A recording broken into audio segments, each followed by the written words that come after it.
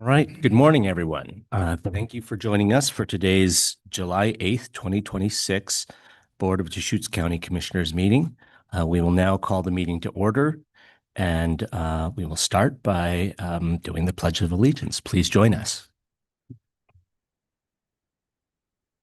Pledge allegiance to the flag of the United States of America and to the republic for which it stands, one nation under God, indivisible, with liberty and justice for all.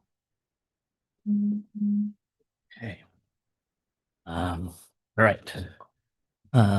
Next order of business is approving the agenda or making any modifications, additions, or subtractions. I want to note for anyone who saw the agenda Thursday after it was just freshly posted that there are now two additional items that have been noticed in the last few days. Item number 8, a Community Development Department work plan update in the context of thinking about doing a text amendment for duplexes, and item number 9, contract with Romeo Entertainment Group for the 2026 fair. So we've already added those items and they've been publicly noticed, but are there any other requests for additions, subtractions, or changes?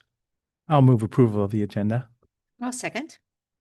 It's been moved and seconded. Any further discussion? Just acknowledge that during the process on Monday, that's when we discussed this duplex definition text amendment. So we got it added to this meeting. Yes. All right, calling for the vote. Commissioner DeBonne? Yes. Commissioner Adair? Yes. Chair votes yes. Right. We will now move to citizen input. If there's anyone in the room who would like to provide citizen input, you can let us know right now and then fill out a blue form afterwards. If not, we'll also check online. Is there anyone with their hand raised online, Karen? No. Okay. So seeing no citizen input, we can move on to commissioner announcements. Commissioner Adair, Commissioner DeBonne, do you have any commissioner announcements? I was at the Redmond Airport beam hanging process yesterday morning, and amazing. It looks like it should be done in 3 months. They're saying it's going to be another year, November of 2027. But yeah, a lot of timbers going in. Great to see. And yeah, it's amazing how fast that I was just there, and now it's like at the 2-story. So if you're flying out of Redmond, watch out. Lots of things are happening. Just acknowledging yesterday, I was able to do the tour at the biomass facility going in at Mount Bachelor that we were able to invest in with ARPA dollars a couple of years ago. The representative for Wisewood and Mount Bachelor staff was there showing us around, and they're getting close. It's pretty exciting seeing the boilers, the hydronics going across the parking lot, interconnecting with the buildings, all kinds of great stuff. Great. I'll just mention that yesterday, the Criminal Justice Commission for the state of Oregon was here in Deschutes County, and I got to spend a little bit of time with them with a number of staff members presenting on a whole range of county programs that the CJC has invested in over time. 5 programs ranging from the stabilization center to gender appropriate parole and probation programming to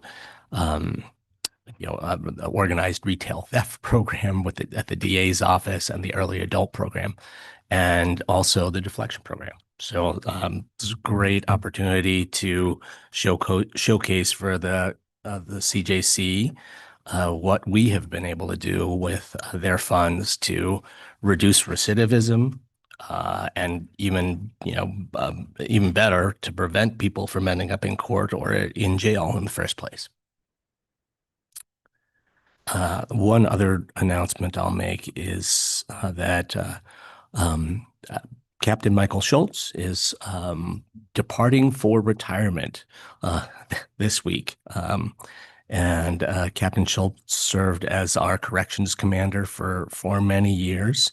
In my opinion, has done a great job over at the jail, really trying to ensure that when people leave the jail, they are on a path not to have to come back, and also trying to make sure that they are as set up as they can be to be successful in their life after incarceration. So, um, many congratulations and thanks to Captain Schultz, and yeah, I will miss having a chance to work with him.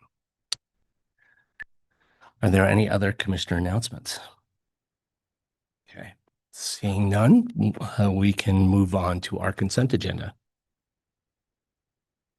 So move the consent agenda. There is actually a correction to item number 3. The term should end June 30th of 2030, but I already sent that to Brenda. And then I do want to thank the Central Oregon Guardian Assistance Program. Remember, it started a couple years ago, and they're really doing some wonderful work in the community. So I thank them for their vision. Yeah, I'll second it. I think that, yeah. moved and seconded. And any further discussion? For the Guardian Assistance Program, that is a separate nonprofit supporting health-related crisis for veterans, elderly, or indigent persons in the civil commitment population. So it's exciting we're able to provide these dollars. I asked, where are these dollars coming from? And this is Central Oregon Health Council dollars, kind of one-time money. So each year, if it's going to pop up, I'm sure the ask will always be there. We'll see if we can keep investing. Yeah, great. With that, we can call for the vote. Commissioner Adair, Yes. Commissioner DeBonne, Yes. and chair votes yes. Thanks, everyone. Okay. Moving on to the action items on our agenda, we will now convene as the governing body of the Deschutes County 911 Service District for item number 4, ratified successor collective bargaining agreement with Deschutes 911 Employees Association.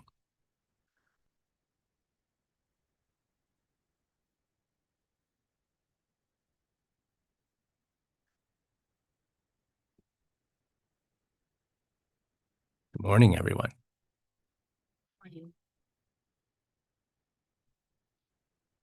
With brief staff introduction, Whitney Hale, Deputy County Administrator. Sarah Crosswhite, Deschutes County 911 Director. Barry Deschutes County 911 Operations Manager. Chris Bell from the Legal Department. Commissioners, we're before you this morning for your consideration of the ratified successor collective bargaining agreement with the Deschutes County 911 Employees Association, the dispatcher unit. We're recommending that the board move approval of document number 20260545, which is the CBA between the 911 Service District and the Deschutes County Employees Association dispatchers for a 4-year term. The agreement that's before you has been ratified by the association, and the management team was able to reach tentative agreement on all of the articles that are presented in the contract before you. We want to thank the Employees Association for their engagement throughout this process. We had a lot of really robust and collaborative discussion throughout the bargaining process, and really feel like this 4-year agreement makes a lot of progress in administrative areas that we were seeking to advance some of our past practices, while also really looking at some of the priorities for the association. This agreement has a COLA range that includes 1 to 4% COLA per year, dependent on CPI, consistent with other contracts. And it also includes wage modifications for the call taker classification at the service district, as well as both dispatcher classifications. The agreement includes a number of administrative changes that the board is familiar with, including sunsetting the retiree health insurance premium contributions for new hires, making modifications to the long-term shift trade process that's been in place at the district, transitioning dispatchers from guaranteed to actual hours, and some other modifications that relate to time management leave conversion and eligibility. We're happy to answer any questions that the board has about the agreement that's before you, but believe that we have been able to achieve many of the administrative changes that we are attempting to achieve across the organization, and would recommend board approval on this. Well, congratulations. Yep. 4-year contract is really good. Special thank you to all the employees that are part of this and being able to ratify this. I know it's an effort. Got multiple contracts we're discussing, so this is just getting another one off. Also, it's backdating for a few days ago, but at least we're getting there. So it's an exciting moment. Commend you over the 4 years. Yes, great. Great job. Our 911 employees are such an important link in our public safety system, often the first link in our public safety system. And I'm glad that we could reach an agreement with them that provides, fair wages, benefits, and working conditions, and also manages the fiscal responsibility of the county. So thank you so much for your work, and thanks to the bargaining unit on the other side for their work to get us to this place.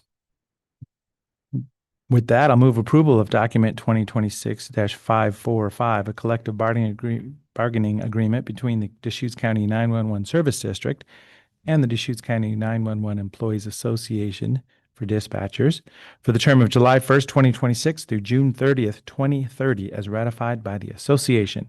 Second the motion? It's been moved and seconded. Any further discussion? Seeing none, we'll call for the vote. Commissioner DeBonne? Yes. Commissioner Adair? Yes. And chair votes yes. Great. Thank you. Congratulations and thank you again. Great job, guys. Okay, we will now reconvene as the governing body for Deschutes County for item number 5. Secure rural schools allocation elections between titles 1, 2, and 3. Morning, Board. Chris Doty, Road Department Director. As you're aware, SRS has been extended for an additional year, federal fiscal year 27. The program allows counties some limited flexibility in how we allocate that funding between 3 different categories of funding that are described as titles in the Act. First is Title 1, that's roads and schools. The second is Title 2, that's federal projects on federal lands. And then there's Title 3, that's county projects like Firewise and other projects administered through the Natural Resources Group. Before you use Resolution 2026-035, it's a resolution which declares our SRS funding allocation for federal fiscal year 27. In this resolution, we're basically extending the board's prior direction and allocation that was done, I believe, about 3 years ago, last time SRS was extended, such that 84% goes to Title 1, 9% to Title 2, and 7% to Title 3. And basically what this all boils down to is there's an additional 1% that's sliding over from Title 1 to Title 2, which is the federal projects. And the board, if you recall, last time, the goal was to really provide a little bit extra for federal forest investment on things like cleaning up, some of the issues, encampments and things of that nature. Attached to this is a list of projects that were built, I think, through federal fiscal year 25, just as a sample of the type of work that's done. Your allocation into Title II for Deschutes dollars will stay on the Deschutes project, is my understanding. So, whereas this is a list of projects in multiple counties, Deschutes money stays in our county. So with that, again, just extending the board's prior direction and conversation, and we have a deadline in a week to get this posted. And if you have any questions, happy to take them. Chris, one question that I have is, as we know, our SRS allocation is deducted from our PILT before we receive our PILT payment. Does it matter at all how we allocate between Titles 1, 2, and 3 for that? Because I mean, I would think that, Title II money is not coming to Deschutes County. And so it'd be nice if they let us keep that amount from our PILT payment. Yeah, so what is debited from PILT would be funds that are received from the county. So to the extent that we're accepting less in Title I, we're probably getting that dollar back in PILT. So Title II is not deducted from our PILT amount. Correct. That's my understanding. Well, that's actually a good reason. That's actually a good reason to to feel good about putting a little bit more in Title II then. Because, in so doing, we're bringing more money to Deschutes County, just invested in federal land projects instead of kind of coming to us. But then that money is made up in PILT. Correct. Yeah. The flip side of that would be to the degree that it's split between roads and schools, schools would not be probably getting its share Okay. because PILT comes just to the county. Got it. Good to know. Right, well, I'm supportive of this allocation. It's, resources that are, authorized at the federal level that we're able to utilize, especially with our road department. I mean, I know our maintenance first is always a priority, so keeping our roads in good order. We must keep our road director engaged, right? Happy and yeah, smiling. I'd like to think so. There you go. Well, Yeah. yes. Well, I wish this was for more money. But and for now, until we figure out, in the grand scheme, big picture, what our relationship to the federal lands are supposed to be, then it's great to have these secure rural schools payments. Yeah, absolutely. Do we? So I'll move approval of a resolution number 2026-035 to authorize the secure rural schools allocation for fiscal year 27. And I will second it. Been moved and seconded. Any further discussion? Seeing none, we'll call for the vote. Commissioner Adair, Yes. Commissioner DeBonne, Yes. and chair votes yes. Thank you, board. Thanks so much, Chris. Now, I don't think I saw your daughter this morning, but tomorrow, okay. Okay. Item number 6, second reading of ordinance 2026-012, clear and objective housing text amendments, site plan, conditional uses, and additional sections. Good morning, Chair, Commissioners. Your Planning Manager, Will Groves, to the record. I'm here filling in for Kyle Collins, who is out on vacation. The item before you here today is second reading of ordinance 2026-012. As mentioned, this is a clear and objective housing text amendment that focuses on site plan standards, conditional use standards, and additional related code sections in Titles 18, 19, and 22. And the requested board action here today is staff is asking you to take 2 actions, which is approve the second reading by title only, as well as adopting the ordinance. And I'm available if you have any questions.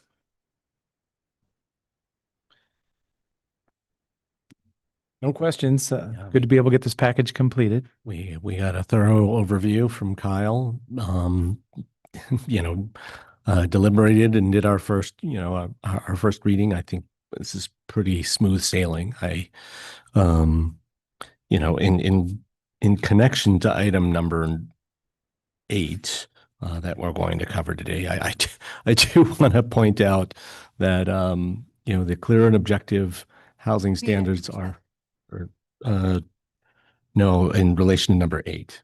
I want to point out that the clear and objective housing standards were created to facilitate the production of housing. And so far, we've done a whole lot of work on our clear and objective standards, and I haven't seen any evidence that this is going to help us with housing at all. And, item number 8, to the contrary, indicates that this clear and objective housing process may actually be impacting our ability to produce housing in the county. So, just Fascinating. yeah, I I think that the clear and objective process within incorporated cities may be a valuable addition to state policy, but I would love to see if there's actually evidence that this is going to help in any way at the county level. Move approval of second reading of ordinance number 2026-012 by title only. Second? It's been moved and seconded. Any further discussion? Seeing none, Commissioner DeBonne, Yes. Commissioner Adair, Yes. Chair votes yes. Okay. Are you sticking with us for? You have to read it by Oh, title. I'm sorry. Yes. It's okay. The I knew she was going to say. action item. Second reading. Yes, that means we have to read it. Okay. Before the Board of County Commissioners of Deschutes County, Oregon, an ordinance amending Deschutes County Code Title 18 zoning ordinance, Title 19 Bend Urban Growth Boundary zoning ordinance, and Title 22 Development Procedures ordinance to incorporate clear and objective housing standards in compliance with state law. Ordinance number 2026-012.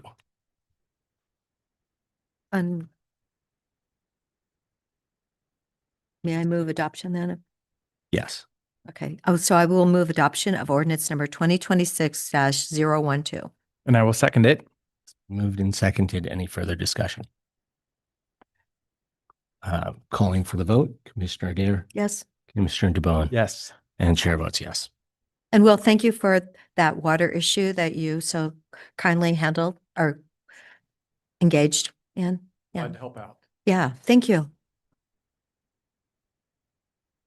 Okay. Item number 7, the Last Ranch remand hearing involving an application to change the comprehensive plan designation of 20.36 acres at 65110 North Highway 97, 64994 Deschutes Market Road, and 64975 Deschutes Pleasant Road, and rezone the properties from exclusive farm use to rural industrial.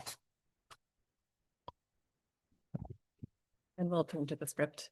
Yes. So this is the time and place set for a hearing regarding file number 247-26-000362A. This is a remand hearing on a Deschutes County Comprehensive Plan amendment and zone change request. Staff will outline the hearing procedures that will be followed. Thank you. For the record, my name is Caroline House, and I'm a senior planner with the Deschutes County Planning Division. Today, the Board of County Commissioners will take testimony concerning a Land Use Board of Appeals remand of a previously approved comprehensive plan amendment and zone change request. The scope of this review is limited to the specific issues identified in LUBO's final opinion in order number 2025-034. And I do have a PowerPoint slide presentation. Perfect. So today's hearing will be conducted as follows. Staff will begin by explaining the format of the hearing and how to testify. I'll then provide a brief staff report. We will then move on to the testimony portion of the hearing. The applicant will present first and we'll have 30 minutes. The appellant will testify second and we'll have 10 minutes, and any other parties will have 3 minutes. Afterwards, the applicant will have 10 minutes for rebuttal, and lastly, staff can make closing comments if desired. And I will note that Chair Chang can eliminate or modify these time limits at any time.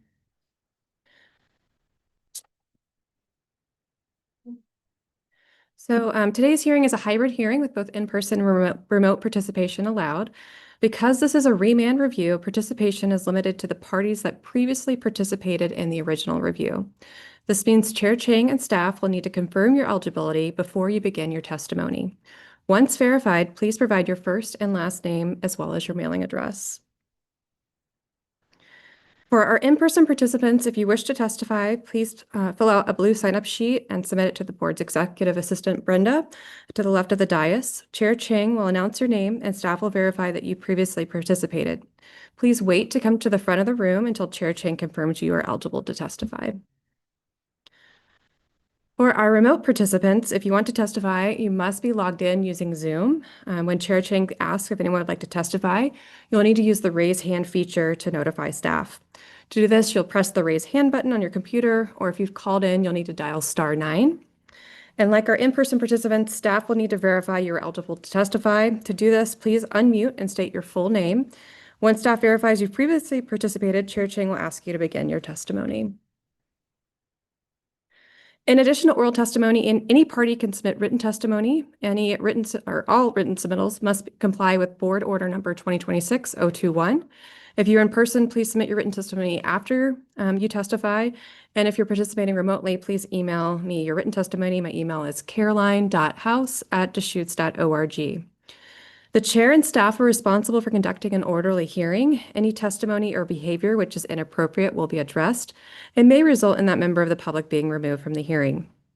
So Chair Ching, I will now return to the script and note that commissioners must disclose any ex parte contacts, prior hearing observations, biases, or conflicts of interest. Does any commissioner have anything to disclose? And if so, please state the nature of same and whether you can proceed. So I've been involved with this whole process in front of the board and the hearings and the previous decision, but there's nothing to disclose and no bias. And I would disclose the same. I have nothing to disclose and I can proceed. Okay. Does any party wish to challenge any commissioner based on ex parte contacts, biases, or conflicts?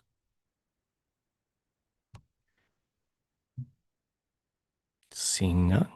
As no challenges are presented prior to opening the hearing, does anyone have any procedural objections to this public hearing?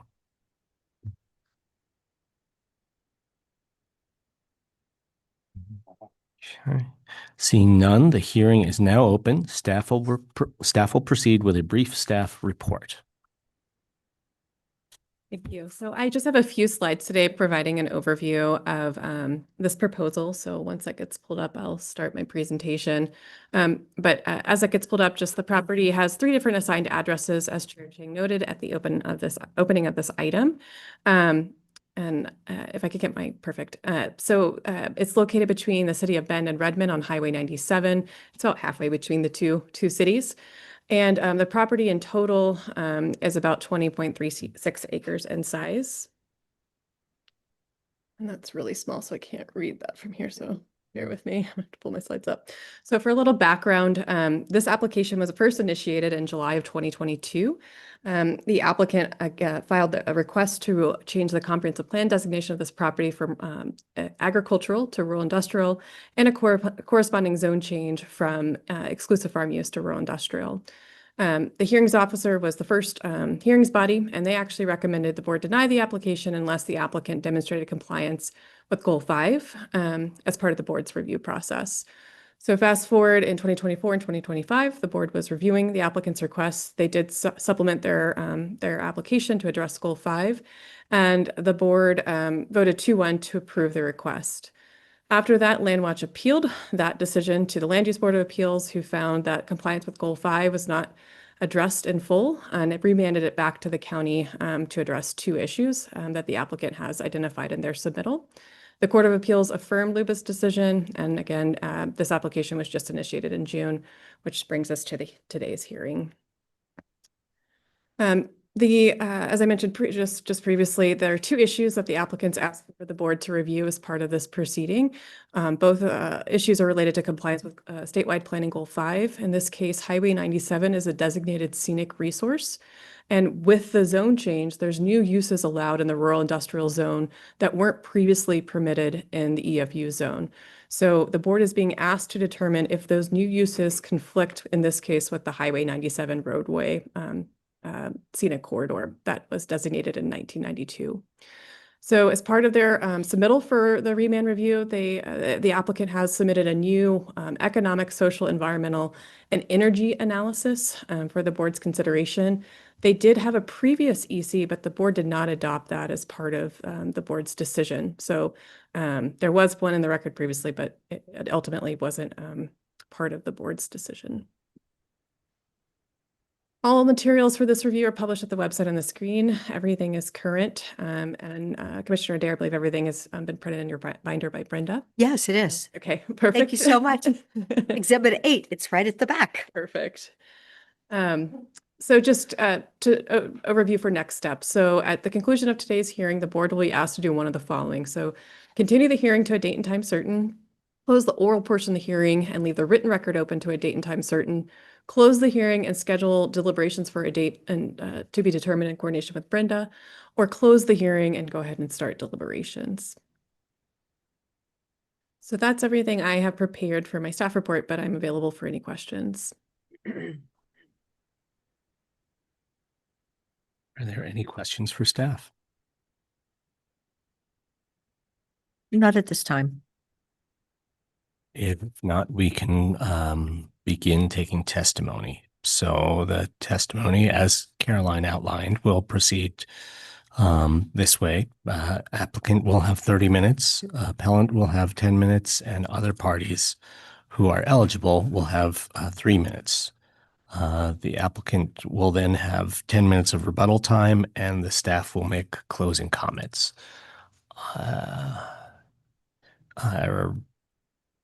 Is the applicant ready to provide testimony? I am. Thank you.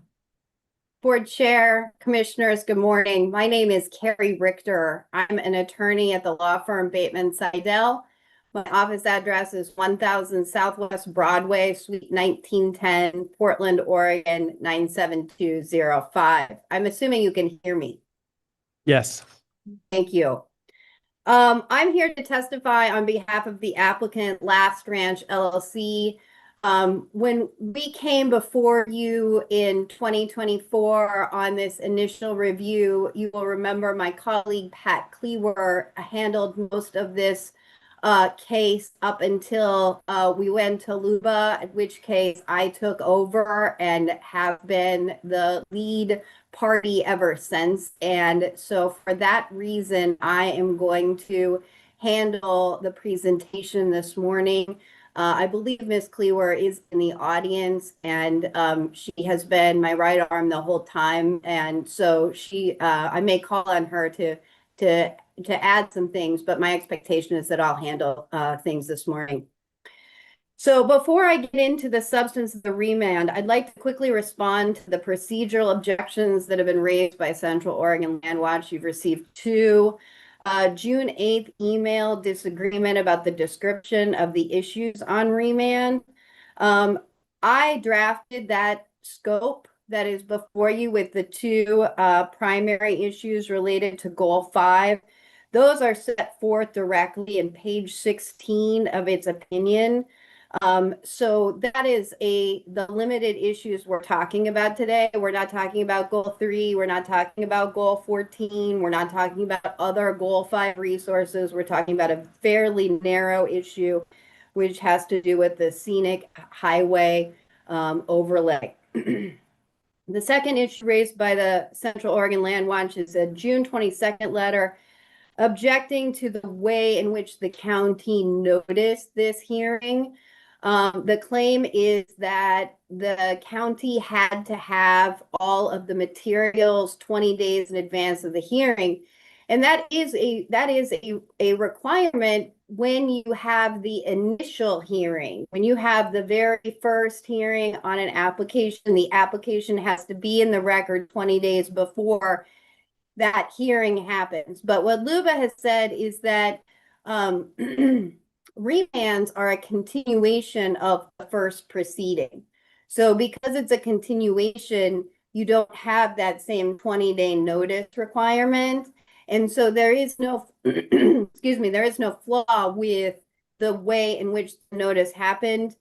I did submit a packet of materials dealing with the issues on remand dated June 29th that I believe is in the record and discusses the issues in depth. And so that any party who is present is eligible, has had an opportunity, 9 days, in fact, to review those materials, which is sufficient time. I want to point out that LUBA, in fact, has ruled on this 20-day notice issue and says that we agree with the county that state law does not guarantee participants in such hearings that they will always have at least 20 days between when a notice of the hearing is mailed and when the evidence is received to be submitted to the local government, and that is from Thousand Friends of Oregon versus Lane County 18 or LUBA 858 from 1990. So this resolves the procedural objections. Moving to the substantial issues on remand, Ms. House did a good job of presenting the basic facts about this property. As you well know, this property is very near the Deschutes Junction overpass. The property is long and narrow. The long side, about 2,200 linear feet abut the highway. The other long side is bounded by the Pilot Butte Canal, so it's sort of an isolated property. The property was once known as the Funny Farm, a roadside attraction. The property now contains 2 vacant residences, a 2-story barn, and a number of outbuildings. The board approved the request to rezone the property to rural industrial, and the only opponent, Central Oregon Land Watch, appealed the decision to LUBA. LUBA upheld the county's decision with respect to its conclusions that the land was not suitable for protection under Goal 3 as farmland, and that the rural industrial zone did not violate rural use rules with respect to Goal 14. Central Oregon Land Watch appealed this decision, LUBA's decision to the Court of Appeals, which affirmed. What LUBA did not agree with the county on was its failure to consider whether allowing new uses in the rural industrial zone would affect the scenic highway overlay, which is protected under statewide land use goal 5. There are administrative rules that explain what a local government must do whenever it adopts a post-acknowledgement plan amendment, PAPA, that's what we're doing, that are set forth in OAR 660-023-0253. And they require evaluating whether the amendment will, quote, allow new uses that could be conflicting uses with the, and I'm inserting visual and aesthetic objectives identified for the areas adjacent to county roads. I mean, that in 1992 was what the county was intent on preserving.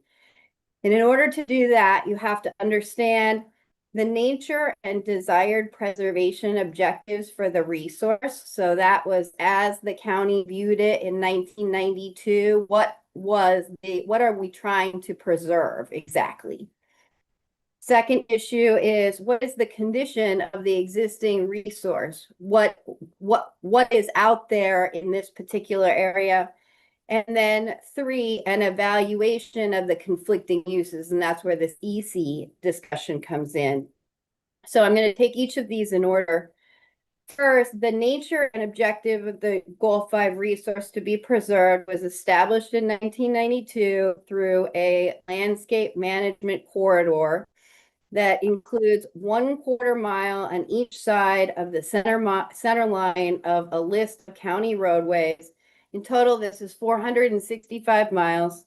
Of this total, 54.5 miles of US 97 are designated, including the 9-mile corridor between Bend and Redmond. As Ms. House said, Deschutes Junction, this property is about halfway in between. Without quoting it entirely, the purpose for designating this 1/4 mile area adjacent to roadways was to maintain the, quote, scenic and natural appearance of the land, to provide good visual quality in order to attract more visitors, inducing new businesses and residents, increase recreationists, and enhance tourism. And that's from the ordinance 92-052. In order to achieve these objectives, instead of prohibiting certain uses, the county implemented a design overlay zone that imposed development and design restrictions on all uses in all zones. So at the time, there were rural industrial designated properties within these areas. And so whether it's rural industrial or EFU or any zone, these landscape management overlay design and development standards apply. and they require a 100-foot setback from the edge of the road. They require existing screening be retained. They require that buildings use that existing screening to make the buildings not visually prominent. They require muted colors. They require structures less than 30 feet high. And in rural industrial uses, unlike in the existing zone, buildings have to be less than 7,500 square feet in footprint. So in an EFU zone, a barn can be any size, but in a rural industrial zone, they can only have a 7,500 square foot footprint. So in 1992, the county determined that these design standards would strike the appropriate balance between development rights and the public interest in the aesthetic scenery as seen from the highway. So that is the objective. The objective is we're trying to evaluate whether or not rural industrial uses on this property, when viewed within the resource area, will deter visitors, recreationalists, the siting of new businesses, attracting residents because of the attractive nature of the scenery. So the second step is that we have to determine what is the resource that could be affected by the new development here. A visitor cannot view all 9 miles between Redmond and Bend at one time. And you also don't see the property in isolation. The other thing that is important to add to this is that the way in which one views this property is viewable as a highway with travelers going 55 to 65 miles an hour. So we've taken that into account, and we've identified essentially a visual corridor of approximately a 1/4 mile. But it gets much smaller if you're the driver, right? Because you're paying attention to all the other things around. So we estimate it's about 500 feet. But in any respect, the area surrounding this property within a 1/4 mile is largely industrial, commercial, residential development. There are 27 businesses abutting Highway 97 between Bend and Redmond. Not one of these uses has been reviewed or deemed in compliance with the LM zone standards. So when you visualize what's out there, none of it has been reviewed pursuant to the LM standards. So if it seems visually prominent, it might because it hasn't been reviewed. But the important point is that there are a number of industrial and residential uses out there. There is essentially a hodgepodge of visual development right at this property. In fact, all 4 corners surrounding this property right at the highway are industrial uses. You have the RV storage structure directly south of the property. You have the Assetti property across Highway 97.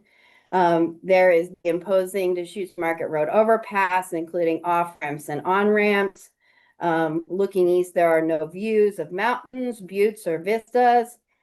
When the county has considered this view in the past, it has called it diminished. There is nothing remarkable or memorable about the natural scene in this area. So we're starting from a place of marginal scenic quality. It's also important to know that this structure contains this property already contains a number of structures. It has 2 residences, a 2-story barn, and these properties are buffered by a long row of established juniper trees. And I put some Google Earth photos in the record that show that these buffering trees exist.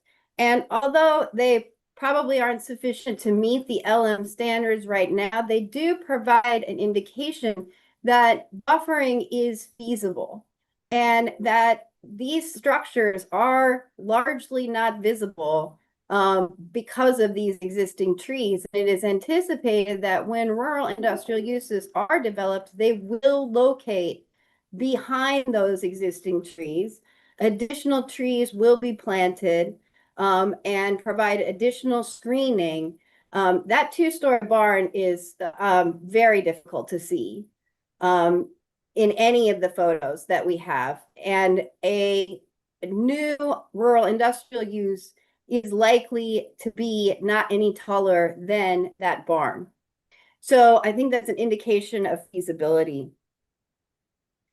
So then the third task, the big task, is to analyze how would rural industrial uses authorized by this zone impact the visual quality intended to be protected under the LM zone. In order to accomplish this task, the Goal 5 administrative rule calls for an evaluation of the what we call EC consequences. EC is an acronym for economic, social, environmental, and energy consequences that must be considered should the county decide to allow, limit, or prohibit the new use. So included in my June 29th submittal, there is a 61-page EC analysis that explores the positive and negative consequences of allowing, limiting, or permitting each and every one of the permitted and conditional uses that could be allowed on this property if it's zoned for rural industrial. For efficiency, I'm not going to go through each and every one of these uses. Everyone would be asleep for sure, but I'm happy to, I'm going to group them together and talk about them collectively in categories, but I'm happy to discuss any one that the board may have concerns about. So first, there are a bunch of uses that represent no change. These are uses that are already allowed in EFU TVRU zone, like farming and forest uses, processing, packaging, treatment of agricultural products, residential related uses like night watchmen, roads and irrigation systems. There is no change in the EC impacts of allowing these same uses.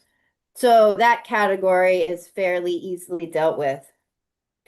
Then there are new non-farm uses that are inside structure specific uses. And my take is that these are probably the most likely uses to go on this property, just because there are two elevations in this property. It has a rock spine that runs parallel to the highway, which makes the eastern side higher. And it is likely that that eastern side will be the easiest to develop and essentially where the development is now, and it will be developed with a structure that will include some warehousing, contractor or construction related business, wholesale distribution, welding or sheet metal machining, kennel or veterinary clinic. These are largely service or construction related industries. They will have a small footprint, 7,500 square feet, and be visually subordinate to the natural resources. As for the EC impacts, allowing this long vacant property to be put to a useful industrial use will have positive economic impacts in that it will bring jobs and additional tax revenue to the county.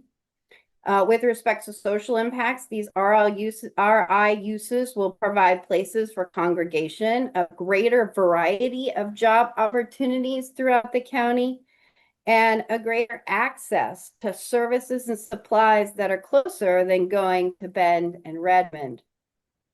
Providing more proximate access will reduce the environment and energy impacts.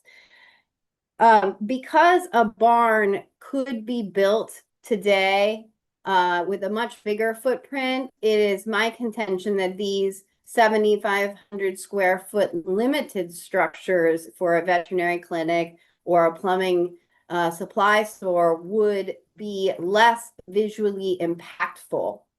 And so these non-farm uses that are sort of structure specific will have no greater visual impact and will be able to be buffered by additional planting and the existing landscaping. Then there is a category of uses of heavy industrial uses that would include some large outdoor storage, like sand and gravel processing, lumber manufacturing, and wood processing.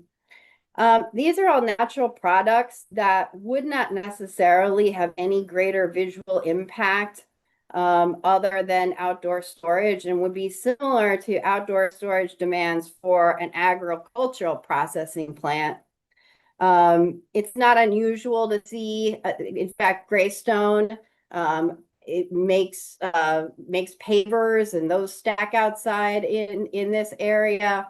There is a gravel processor in this area. It's not unusual to see those types of that type of outdoor storage in this area.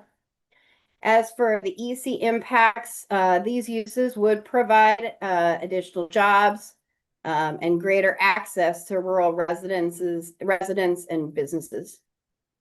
And then there's the final category of uses that require conditional use.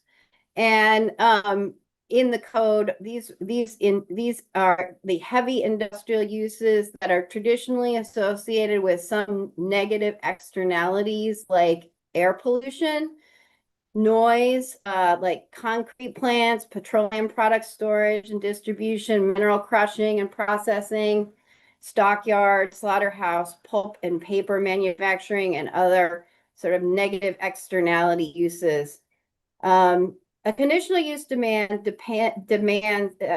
use review demands a compatibility evaluation and a mitigation of any adverse impacts with respect to odor, dust, fumes, glare, flashing lights, or noise perceptible from nearby property lines. All of these uses would demand large facility square footage, which seems unlikely given the 7,500 square foot footprint requirement. And when you look at this property, we've got in our EC a picture that shows how much of this property is actually developable when you take away the 100-foot setback from the highway and the setback from the canal. This property gets to about 13 acres of developable area, not taking into account the rock spine that also would have to be addressed. This property is probably not big enough to do any of these heavy manufacturing, accommodate any of these heavy manufacturing types of uses. There is already a stockyard in Redmond in close proximity to this property, and this, coupled with a lack of suitable soils for animal husbandry, makes it highly unlikely that this property could be put to any animal processing use. So for that reason, it is our position. You may recall in our 2024 EC, we had identified these a couple of these uses, the stockyard slaughterhouse uses, as being ones that were so offensive that they should be prohibited. Having looked at this more closely, we have revised our position just because we don't believe that these uses are not just likely, they're just not possible, given the limitations of this property. Being able to contain animal byproducts out of the Pilot View Canal would be well near impossible. So we have left these uses as we have concluded that these uses could be allowed theoretically, but acknowledging that the conditional use review requirements and the mitigation requirements would make it unlikely that this use would ever occur. So those are the categories, and balancing these EC factors. It's important to point out that we are not, as part of this review, revisiting the objectives that the county identified in 1992. We're not deciding that we need a higher level of scenic protection. We're not deciding that the setback should be 400 feet or vice versa, 50 feet. We are sticking with the view of preservation, the significance determination that the county identified in 1992, and deciding whether development on this property would impact that. And so given that, given that that is the objective, will these new uses deter visitors? The conclusion that the EC comes to is that development consistent with the LM corridor standards, 100-foot setback, retention of existing landscaping, natural colors will be sufficient to protect the existing scenic qualities. As for other impacts such as utility demand, traffic, and nuisance-related impacts, the existing conditional use review will be sufficient to minimize any other consequences. It may interest the board to know that the code requires conditional use review for any use, the permitted uses and the conditional uses where they are within 600 feet of a house.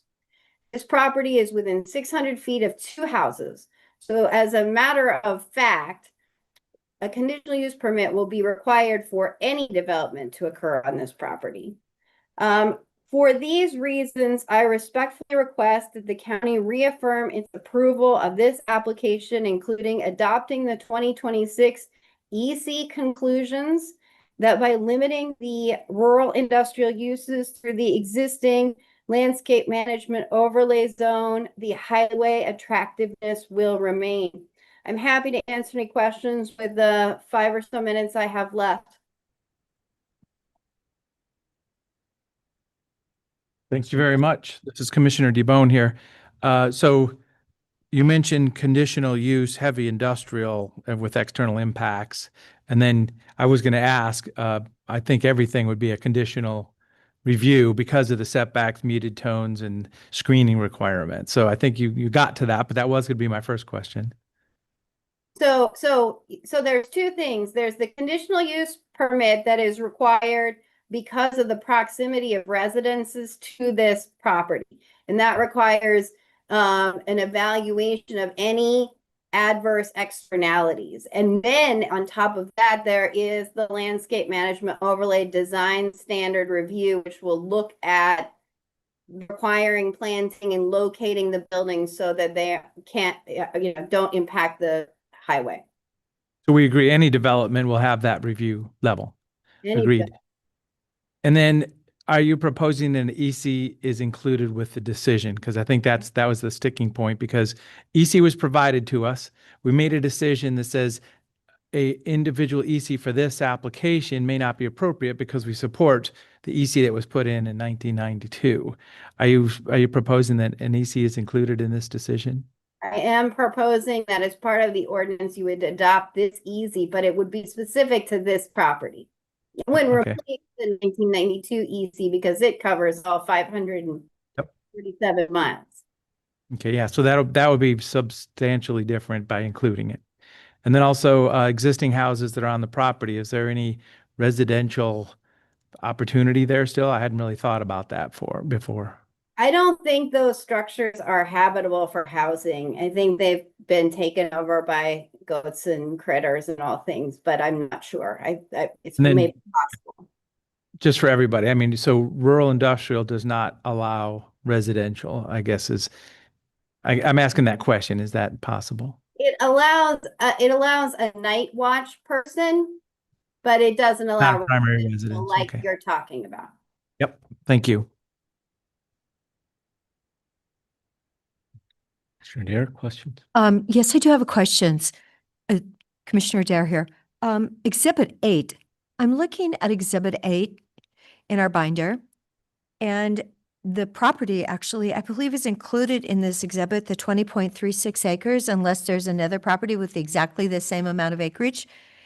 And on that, you said that 3 of the properties were zoned RI after landscape management took effect, which was in 1992. And yet I show that there actually were 4 properties that were approved afterwards. If you include this property in 2014, which says it's Deschutes RV storage. And so if you include that one with the Pumice, with Jack Robinson's, and then there's a SETI and the LBNW.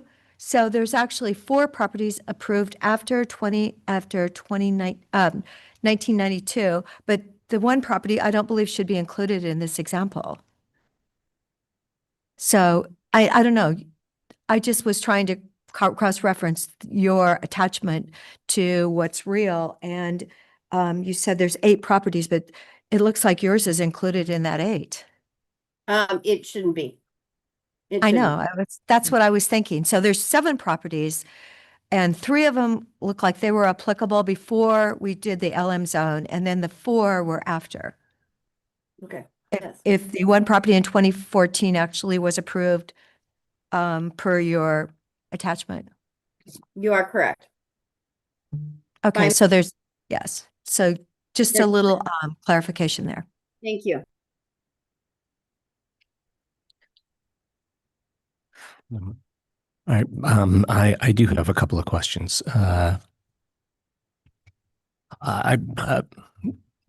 few weeks ago, I was driving by the property. I believe I was driving by the property in question, and noticed the pasture being irrigated. In my mind, that is probably the most significant part of the scenic value being provided by this property at this point. So one of the things I'm curious about is what is going to happen to that first 100 feet from the from the highway if this rezone is approved.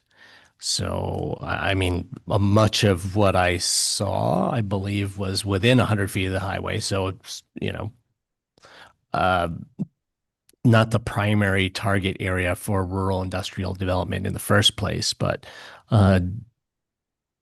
is the do you know if the intention of the property owner is to continue farming that, retain their water rights, or to do something else?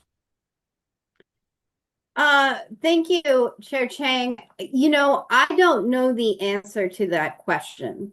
I don't know. I don't know that those water rights are being used to water that pasture. That really would be a question for Ms. Cleaver, who's much more familiar with the property than I am. I know that setback area cannot be built in, and so my expectation is that it would be planted with something, whether or not it is pasture or lawn or trees. It would have to be. It is likely to be planted at probably as buffer in some respects. Yeah, I mean, thinking back to 1992, when the scenic requirements were, or the scenic overlay was created. At this point, when you drive down Highway 97, there are many portions of that scenic corridor where you're basically driving through 2 walls of juniper. And those 2 walls of juniper, 35 or so years ago, were actually not nearly as substantial as they are now. To me, the beauty is in the eye of the beholder, but to me, driving between 2 walls of juniper is not, especially scenically inspiring. So your arguments about the screening of the property, the trees that are currently present,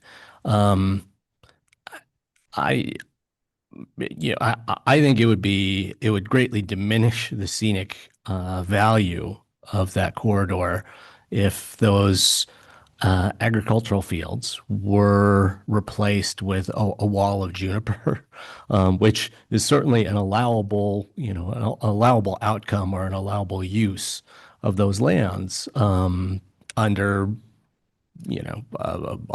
current zoning if you took the water rights away, or under this rural industrial rezone. So yeah, I'm just trying to grapple with the real changes to scenic value that would be associated with this rezone application. I have a couple of other questions. The the cap on buildings within this rural industrial zone of 7,500 square feet, you are not limited to just one building of 7,500 square feet. Is that correct? That is correct. There are 3 properties, so there theoretically could be 3 buildings. Okay. Yeah, because I followed your argument about some of the heaviest industrial uses not being something you could fit inside a 7,500 square foot building, but there are a number of those uses that I think actually might be possible to fit inside 3 7,500 square foot buildings in close proximity to each other. I follow your argument about the screening, even though the east side of the property is higher in elevation than the west side of the property. But that is a significant amount of square footage of buildings. So just trying to kind of think about what the visual impact of that would be as well. Another question is, so we talked about the 100-foot setback. What is the total width of the property?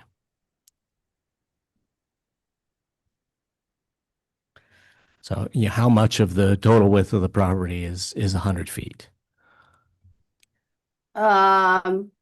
There is a map. The best answer I can give you is there is a map at my exhibit 2 page. Exhibit 2 right in here has got on the map with what you're talking about, the depth.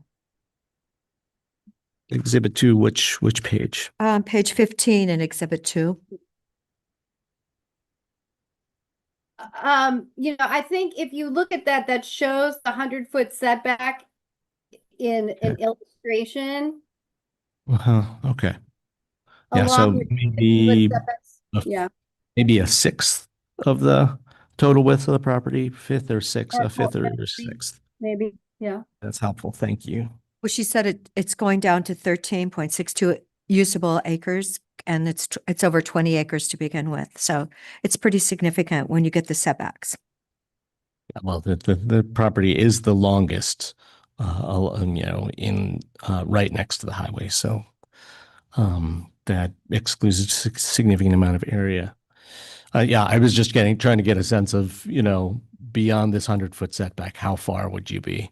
How far could development extend? Yeah.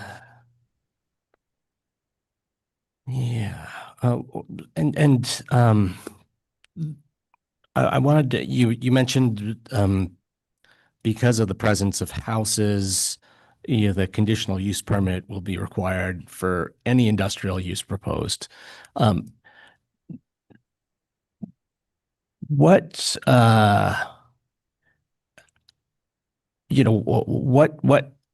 kind of predictions or forecast of the permanence of that housing can you provide us?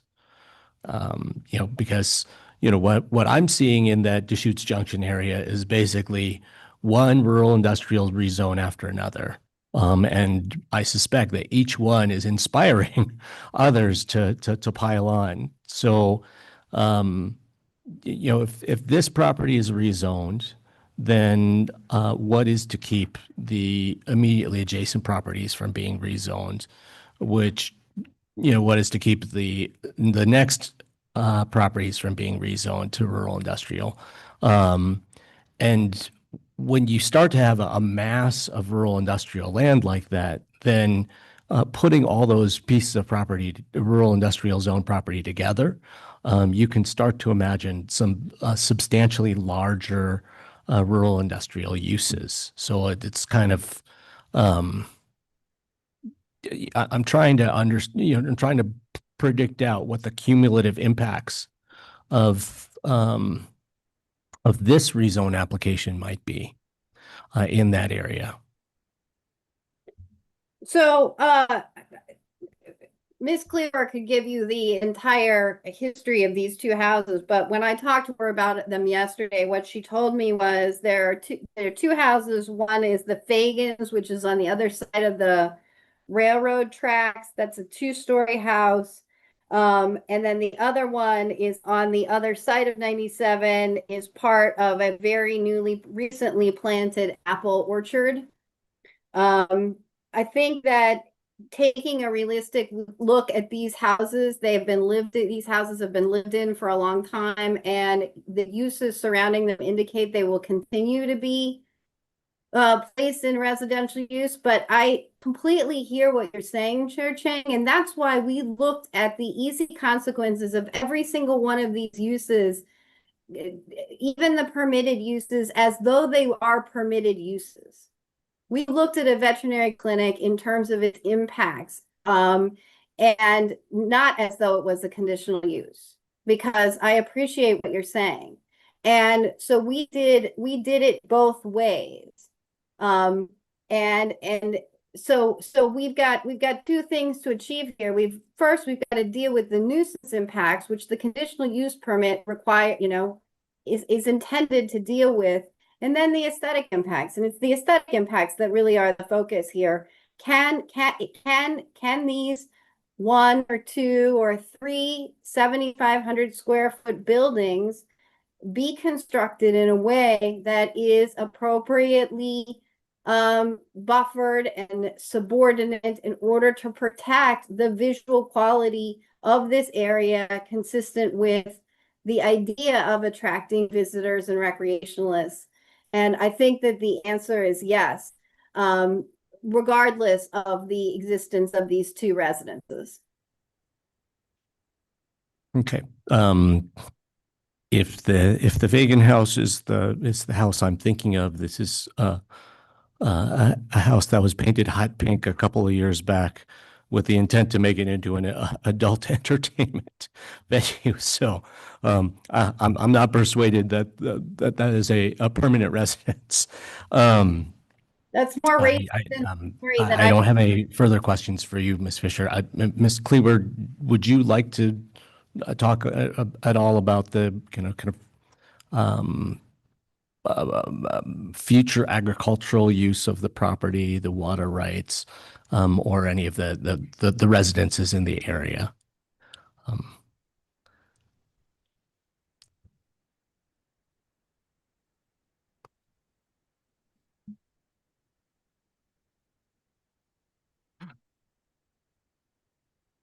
And you don't have to, but just wanted to give you Commissioners, I'm that. Pat Cleaver, 60465 Sunridge Drive in Bend, 02. I wasn't expecting to talk, but I'm glad to be able to talk to you and to answer some questions. On the question you asked, Commissioner Chang, on the size of the property, I think I've got these memorized. It's an interesting property. When you look at, it's 20 acres, that's a reasonable sized property, but it's not really that. It is on drawing and it's on the assessor's data, but it's only got 13 acres that's developable. Part of it is because it's underwater. It's got the Pilot Butte Canal, which was built in 1904, before this property was really even purchased the first time by white people. And that canal goes entirely along the east side and the north side. It starts at Deschutes Pleasant Ridge Road and goes all the way to the Highway 97 at the north end, goes under 97. Well, you cannot see the canal except for right at the north end when you're driving on either direction, because it's got a berm because of the slope, the 19-foot drop and the slope from the top eastern part and the southern part, which is actually 4 feet below the road. At that point, you can't see the canal because it's behind the berm, which of course is higher than the water. So as far as actual dimensions, As Carrie Richter said earlier, it's 2,200 feet from north to south at the longest part, which is at the 97, but it's only 10 feet width at the northern end. I mean, this really goes down.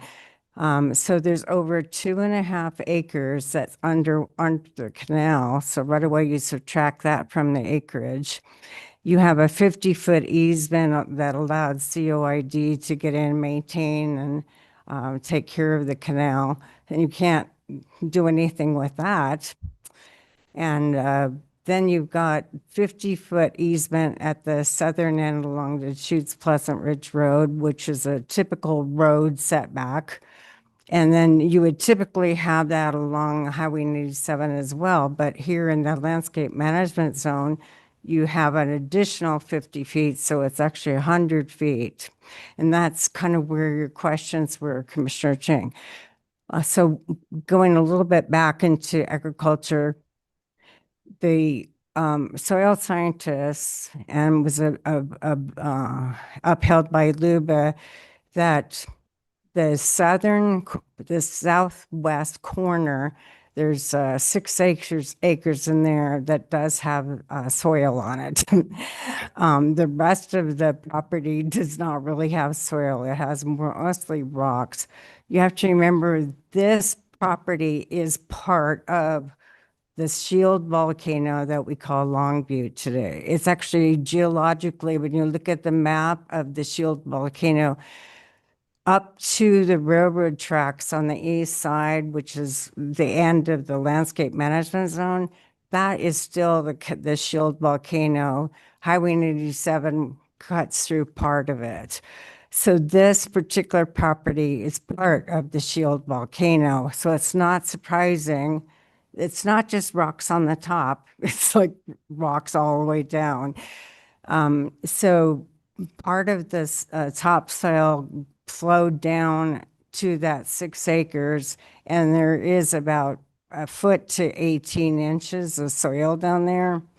And it has not been actually, there hasn't been a crop grown there since 1991.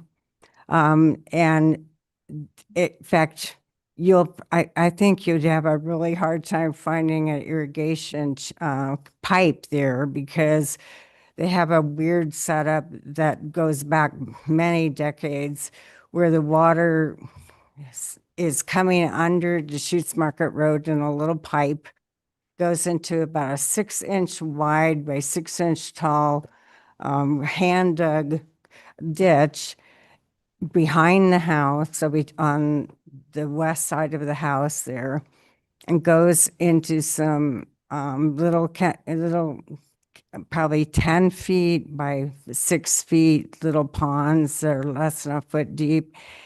And then it goes running down the hill. It just runs down the hill, and illegally it runs down the hill 24/7 whenever the water's flowing.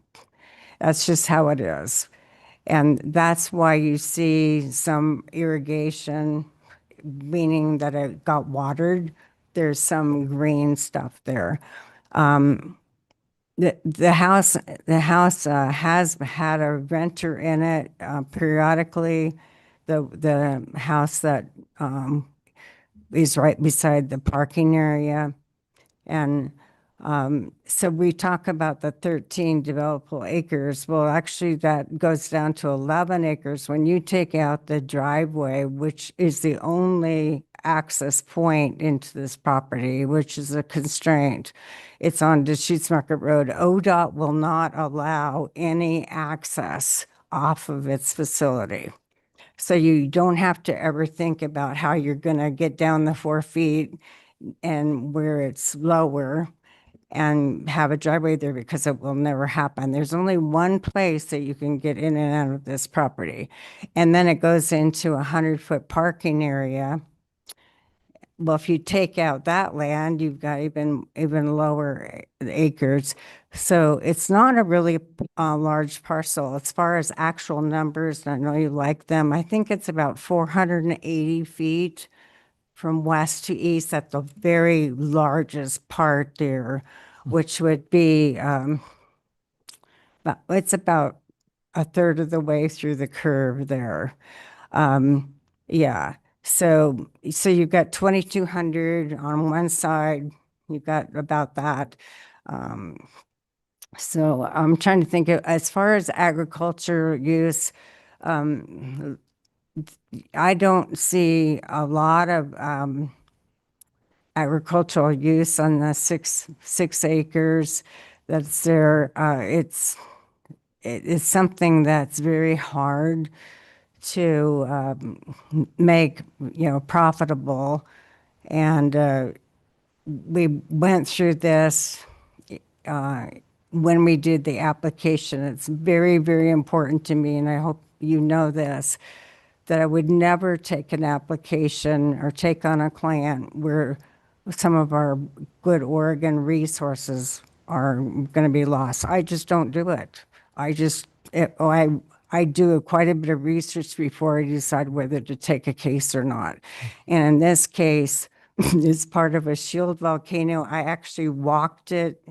There's over 100 pictures in the record showing thousands of rocks above ground.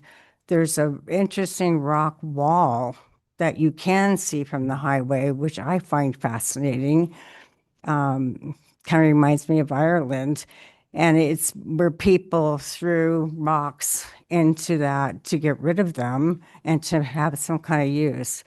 Interestingly, probably it's been so many years since we've been doing this, I'm sure you've forgotten it, but there's actually 3 lots involved. One is super tiny, right? It's a road kind of thing, right at the intersection of all the roads. So we're not really going to count that. But then you have 800, which is the main one. It's where the 6 acres are.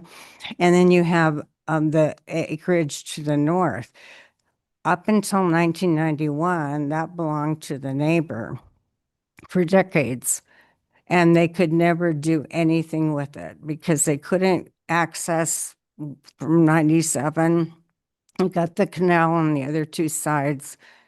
So it was literally never developed, never made into anything. So the owners actually gave for free that parcel to the owners of lot 800. And so that's the parcel north of the wall. And so between the wall and the canal, that is that.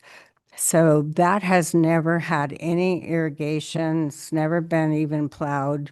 It's just got very sparse weeds. It doesn't grow much at all. Okay. So Well, thank hopefully that'll help. Yeah, no, I appreciate that context. And I also appreciate your commitment to preserving agriculture in the region. We do need to think about dramatic changes in agriculture in the region based on what are becoming chronic patterns of droughts. So first off, the canal that runs through this property that is kind of seen as an impediment to development is currently under proposal for piping. So that will dramatically change the whole dynamic of the developability of that property, and so that's one thing I'm trying to keep in mind as we review this application. Beyond that, I will say that we are essentially seeing the loss of agricultural land with good soils in the Deschutes Basin because of junior water rights. And so if people who have really good soil are incapable of farming their land because they have very junior water rights and can't acquire anything else beyond that. I think in this region, we need to start thinking about shallow soil areas, not as a place to write off, but as a place to build new agricultural lands. Because if you can't bring the water to the good soil, then you might have to bring good soil to where the water is. There are, I mean, this site, it sounds exceptionally challenging, but there are a lot of areas of Deschutes County where that people have written off because of shallow soils, where amendment of the soil could dramatically improve fertility, water retention, and other factors. And again, if it's easier to bring good soil to areas with water rights than it is to bring water to areas with good soil in the basin, then that is going to have to be part of our long-term planning for the region if we want agriculture to persist here. The amount of acres that we're talking about for this property is not huge. So I mean, this is not necessarily the property to fall on my sword about in terms of this issue, but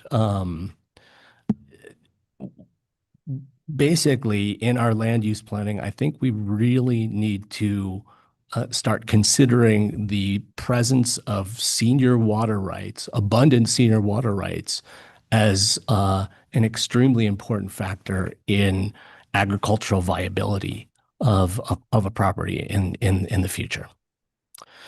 So, thanks for a little discussion about that. Just one clarity point. So Commissioner Chang, you started off with pasture being irrigated. Is that what's happening? I mean, because you were talking about the canal system and the small pools that capture the water. So it sounds like there was just some incidental greening, but not farming. I was quite perplexed with that discussion also. I'm like, what? Because I can get my own feed up in Redmond at the feed store opposite Safeway up there. So I go up there every week or so, and I don't remember any farming ever going on. As far as I know, I think I know, there's no tenant for farming. There has been Yeah, so I was just nothing looking for happen like clarity. that. I mean, incidental greening, or you? I mean, I could be mistaken, but I mean, I drive through that Deschutes Market intersection on a fairly regular basis, and kind of try and note what's happening, on all four corners of that intersection, because, again, it's this hotbed for rural industrial rezone applications. And I was under the impression that what I was seeing on the northeast quadrant of that intersection was sprinkler application of water on land. It may be that it was the There's a next boat. property. Yeah, there's a boat for sale right there. I think it's So if we're in the right place, it would probably be that irrigation water, the small amount of water, irrigation water that's been flowing down that hill for decades. We'll take a look at that and maybe get that stopped. Yeah. Well, as I say, I've got an annex just to acknowledge what I'm looking at here. So I think it's maybe way north of what we're talking about for irrigated. There's proper, because we're talking about below this irrigation here is the. We do have a letter in the record from Jack Holt, But just to the get neighbor, who said that it's basically a piece of dry ground. In the 49 years, I have observed it as a close neighbor. That's a quote from Jack. So I don't think this. So what is being done with the water rights for the property at this point? Is your question about the irrigation? I'm sorry, Commissioner Adair, is your question? No, my question, according to Jack's letter, it hasn't been irrigated. He's next door. Yeah, I think, so Commissioner Chang understands, this application has been going on for several years, as you know. And the Land Use Board of Appeals and then Appeals Court above that actually both affirm that this is not agricultural land. Agricultural land is a complicated thing because you can't just do any kind of agricultural activity on every parcel of land. You have to look at the location. In this case, you have a big state and actually some federal money too on 97, 4 lanes with on and off ramps right there. You've got almost 50,000 ADT on many days now. It's very, very busy, and we've had testimony in the application what that does to all livestock, all of that noise and the vibrations of that. The many, anyway, going back in time on that. And then you have to look at all of the effects of agriculture. Of course, there's things that people have to sign that they can't remonstrate because of being next to agricultural land, but it kind of goes both ways. In this case, you have over 1,000 residential uses on the west side of the highway that goes all the way to the top of the butte there. You've got all this land that goes back to 1942 was when Cascade Pumice, I don't know if all of you were here before it left, but when Cascade Pumice was there, it was loading and unloading onto the railroad tracks there, and it was very visible from the highway. And that activity was on both sides of the highway. With all the buildings that are still there on Fagan's property on Tumalo Place, those were part of Cascade Pumice, but that was there very, very early. And then you, of course, have all of the activities that are in Carrie Richter's letter. She lists a lot of the activities that were there early.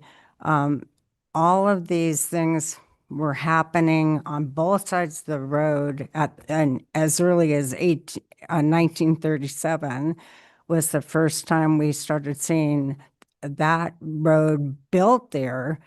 And that's when all the activities started happening. So it wasn't surprising at all. Plus, we already had the community, which was platted El Centro, but it became the town of Deschutes, was there. So I just, of course, love the history. Some of you guys like the history, but we were able to bring the history of that area to light in this application. So I took that opportunity. But you've got, when you're talking about agriculture, is this where you want to make an effort? And it's an effort to farm. And you've got the location, you've got the size. We've had testimony about the size of the parcel and getting down that hill. How are you going to get there from all the roads and where the new? I heard all that. Can you explain Yeah. what is happening with the water rights for this property right now? I'm sorry, what? Can you explain what is happening with the water rights for this property right now? With the They're not being irrigation? used for, yeah. The owner from Last Ranch, Mark Rupert, has had the irrigation rights for sale since he took over this property. And so anyone who wants to buy them, yes, can buy them. The irrigation rights are interesting because they've always had 14 acres of water, but they've never used 14 acres of water. This is an odd thing I've talked to Craig Carell about, because this parcel and the parcels on the west side of the highway, almost never have been used, and yet they've not lost their rights. And Mr. Harrell told me that it's by someone has to report the the fact that somebody has not used a beneficial use in 5 years, which is the state law, and that they should lose their irrigation rights. Craig says that they send out 700 letters every year warning people about that. So they're trying to be proactive about it. But in this case, at Deschutes Junction, they have not done that. No one's ever complained about it. So that's just the way it is. There's a lot of irrigation rights that are not being used right there.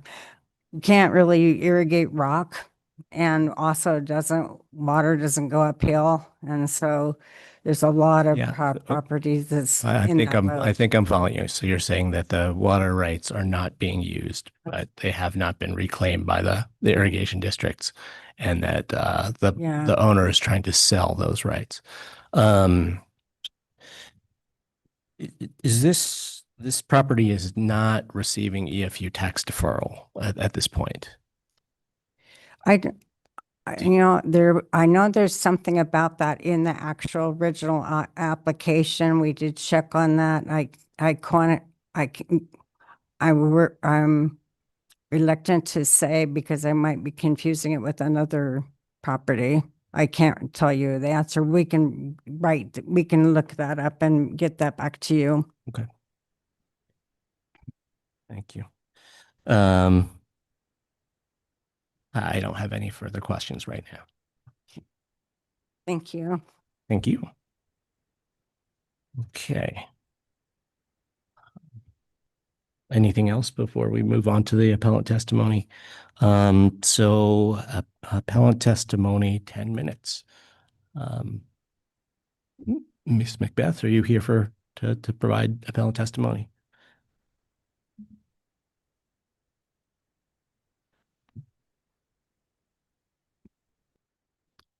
Morning, Commissioners. Chair Chang, thank you for the opportunity to comment on behalf of Central Oregon Land Watch. I have a few comments. The first is that I'd like to clarify the role of the 1992 legislation that Luba referred to in its remand order. That 1992 legislation is a series of ordinances. Section 5.11 of your comprehensive plan explains that they are part of the comprehensive plan. So the words of those ordinances are the words of the comprehensive plan. And that gives them a significance that I don't think that the applicant has taken into account, but is taken into account in our written comments, which we've submitted today. To respond to some of your remarks, Chair Chang, I wanted to note that pasture and hay are the most common and highly profitable farm uses in the county, that pasture supports livestock grazing, which is our most profitable use, and those occur on shallow soils. I agree with you that emendation is necessary if there's only one choice, because there is not going to be any more water. Water will not be extended outward. I wanted to point out that agricultural land is a legal term, and what the court has found is that it was reasonable for this county to say that it didn't meet that legal definition. That doesn't mean it's not farmland in the common parlance. It has been used for 104 years as farmland in the common parlance, if it is not legally classified as agricultural land anymore. With 15 acres of irrigation water rights, it produced pigs, goats, sheep, cows, mules, burros, and horses and has had water rights since 1904. That none of this is possible unless it's being used as farmland. If these animals weren't grazed on the property, which seems highly unlikely, the food was brought in from elsewhere. So I just want to clarify that not being agricultural land is a legal term. Not being farmland or in-farm use is something that is historically has happened here. I would also like to follow up on your comment about the juniper. The juniper may not be scenic, especially as you say, if it forms a large wall, but it is natural. And when the county protected these scenic areas as part of their comprehensive plan, they protected the native landscape as well as scenery. So there's scenic vistas and natural landscapes, and the junipers are natural. And it's for that reason that they are part of it. It's your predecessors in interest saying, their predecessors as the Board of Commissioners saying, this is what we want to protect. And probably at the time, the junipers had not encroached up to the road. It may have been slightly more scenic, but it's open space and it's a natural landscape, and that is part of what's protected in this quarter-mile area. And with respect to cumulative impacts, it's interesting that just yesterday afternoon, I was made aware, if I'm not misunderstanding, that the Fagans, as you mentioned, as nearby neighbors, they are nearby neighbors in addition to the neighboring ranch and the apple orchard, is that they just submitted spot zoning applications for 15 different properties The applications are 24726000431 and 432. So there is a snowball effect, and these cumulative impacts are not even as big as they're going to be in the future. The county is the cause of these cumulative impacts. It is up to the county to allow spot zoning. It's the Board of Commissioners that makes that decision, and the planning staff will follow your lead. Once the county decides not to have spot zoning, but to have a comprehensive plan that everyone in the county agrees to and then abide by it, the cumulative impacts would stop. Any impacts that occurred would be in compliance with the comprehensive plan that everyone had agreed on. So it's really a matter of policy that these start to happen as a snowball, and certainly will be happening if the Fagans applications are granted. And the county is protecting its scenic views and natural landscapes because they're so important to the economy. So as the Board of Commissioners is concerned about the economy of the county and its jobs, there's a report from Oregon Business that says that tourism in Central Oregon is a $1.3 billion industry across the 3 counties, employing 10,000 people. And that is why in the comprehensive plan repeatedly, the Board of Commissioners that adopted these protections in 1992 kept saying over and over again that they wanted to protect scenery because it was good for the economy, and that over time it would continue to bring tourists and people who want to move here.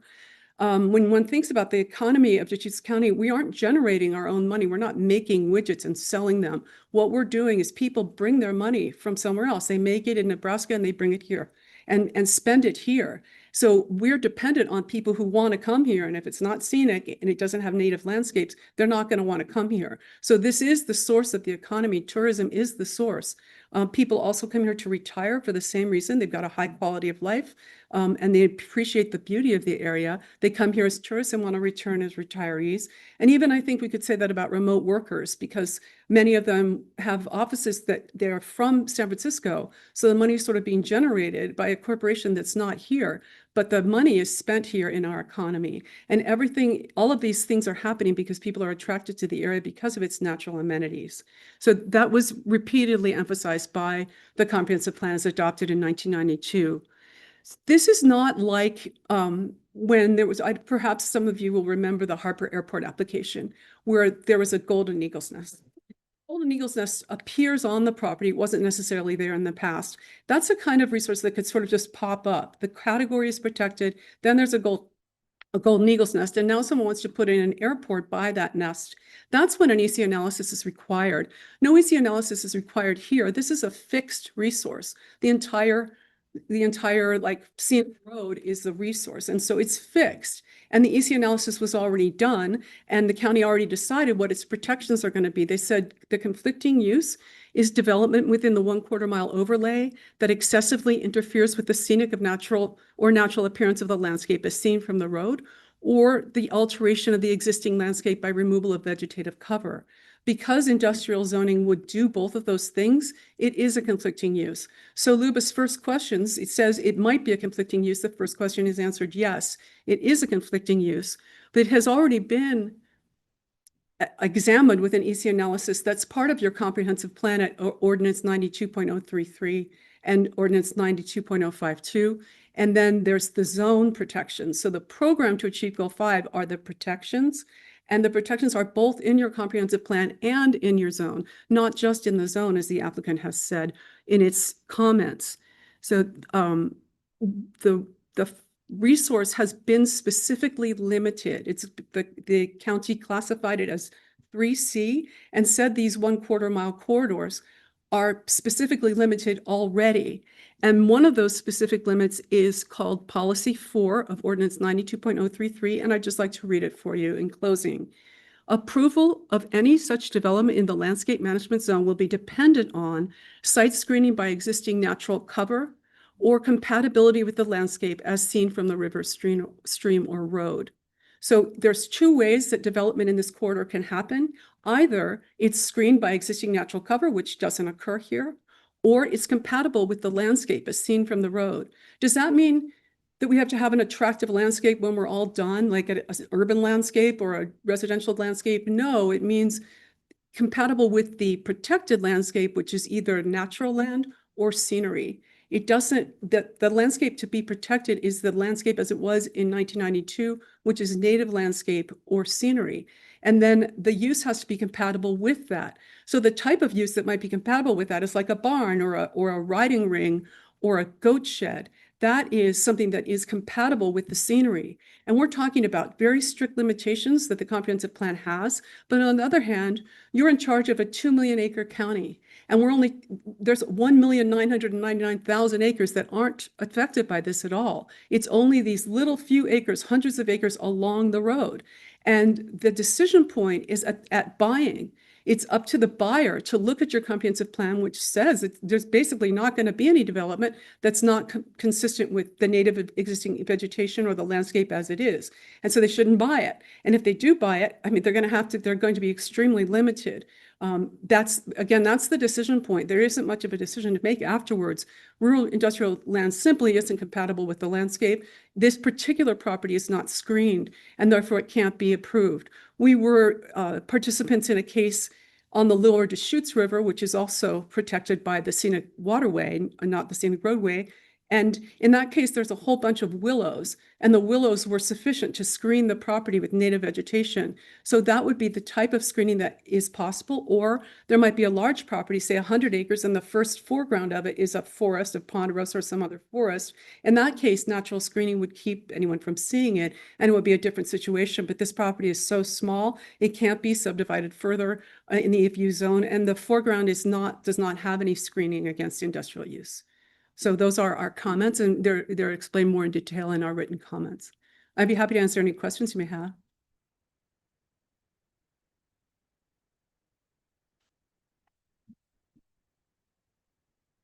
Commissioner DeVone does not look like he has a question. Well, so you don't support muted earth tones and screening in development as a conditional review. I support it. I think that the landscape So you do support it.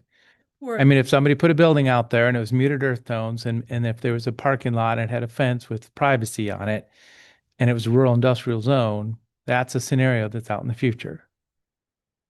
I believe the landscape management zone does provide that type of screening, that type of amelioration of the effects. However, what we're talking about here is one step before that, because the landscape management zone is applied to an underlying zone. And the underlying zone right now is EFU, and the question is, can it become RI? So the question is, does changing it to RI is that compliant with Goal 5? And then we start talking about, if it is, then we have to ameliorate the industrial uses. But that hasn't happened yet, because there's not an industrial zone there. And we don't believe that it can be put there, because to do so would conflict with Goal 5. But once a zone is there, like the EFU zones that are there now, the open space uses that are there, for the most part, are there now. The uses that are allowed in the agricultural zone are allowed and will be ameliorated. So because the zoning has already been approved, the underlying zone is already there. Here, the question is, will we change it to that?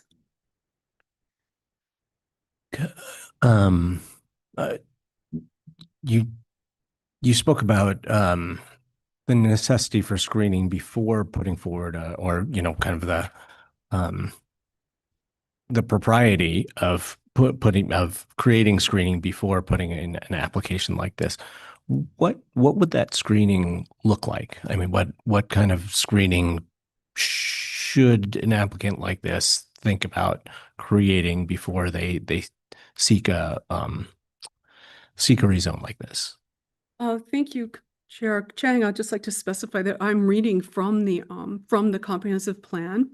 And what my examples were of lands that have existing natural vegetation already. I don't believe that people can do that. I mean, I guess if they plant a native forest, that would over time would start to qualify. Yeah, but there are lands that's already happening, and those are, if there's already existing natural cover, then those are permitted. If there's a big stand of willows that keeps you from seeing it, then those are permitted under your plan. So yeah, if someone lives on the Lower Deschutes River and wants to put in a big screen of willows, I suppose they could. That also would have to be taken through the LM zone process. Okay, thank you. Additional questions? Well, you mentioned a goat shed. And the sad thing is, my neighbors had goats, and they just sold them because they weren't profitable. So, I mean, yeah, they weren't. And if you've seen the sheep prices, well, prices are horrible. They're like back in the 1970s, because it's, it's natural material and everything. But when you read about profitability, it is quite, I was really surprised.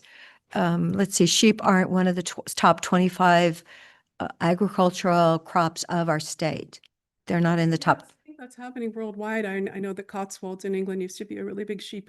Yeah, and so we have a lot of sheep out where I live, but our neighbors that had the goats, all of a sudden they were gone one day and we went, what happened? And they go, oh, these little critters were costing us a lot. So I think there are some profitable goat farms like Glim Feather Farms. Sisters is doing pretty well. There's other ones that they're making goat milk and stuff, and it must just take a special, maybe people just have to be like goat farmer type of people and live in a really, I don't know, like live on a goat farmer kind of existence. I don't know what that anyway, it might not be fit into the rest of the farming uses that your neighbor is pursuing though. Yeah, and then on any given year, just about any crop may or may not be profitable. So, I mean, there's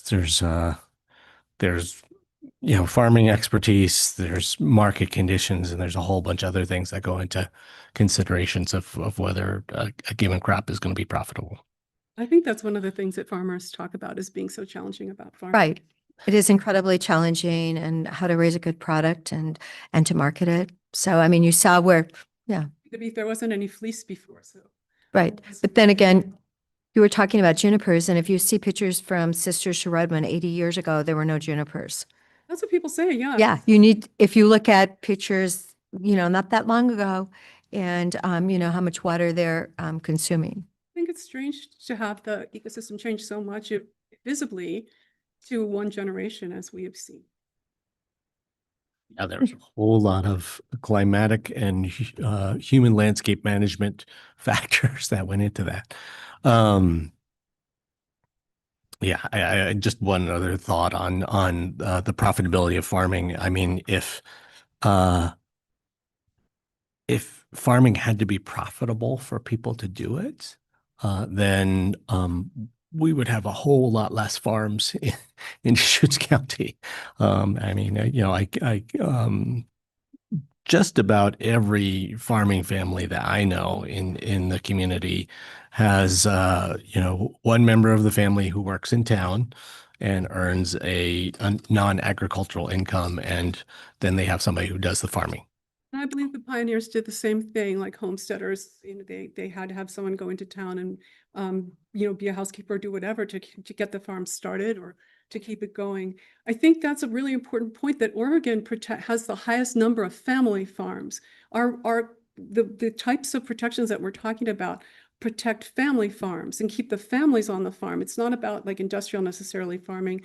We want to protect a way of life. And as you say, that may not be a profitable way of life, but it is a way of life that many people choose. I have a friend who has a very, very large property as a rancher in the central part of Oregon. And one year he made $12,000. He told me, cleared $12,000. I mean, it's not much, but that's something that the family's been doing since the 60s. So it's not hyperbolic to say that it may not be a very profitable industry, but it is something, it's a way of life that people choose to pursue and is extremely valuable to the state of Oregon and its economy. Thank you. Thank you. Okay. Are there any other eligible parties who would like to provide testimony during this hearing? Kim, do you see any hands raised online? I don't see anyone in the room. At this point, we can proceed to the applicant's rebuttal. 10 minutes. Thank you, Chair Chang, Commissioners. Again, Carrie Richter. There's been the primary topic of conversation during Ms. Macbeth's testimony was about the value of farming. And that is an interesting topic, but not germane to what the question that is asked in this case. It's much more narrow. The question is whether or not rural industrial uses on this property will have the effect of detouring visitors. And this idea of tourism and tourism being good for the economy, I don't disagree with Ms. Macbeth about that being the central drive of what designated the landscape management overlay in 1992. I fully agree.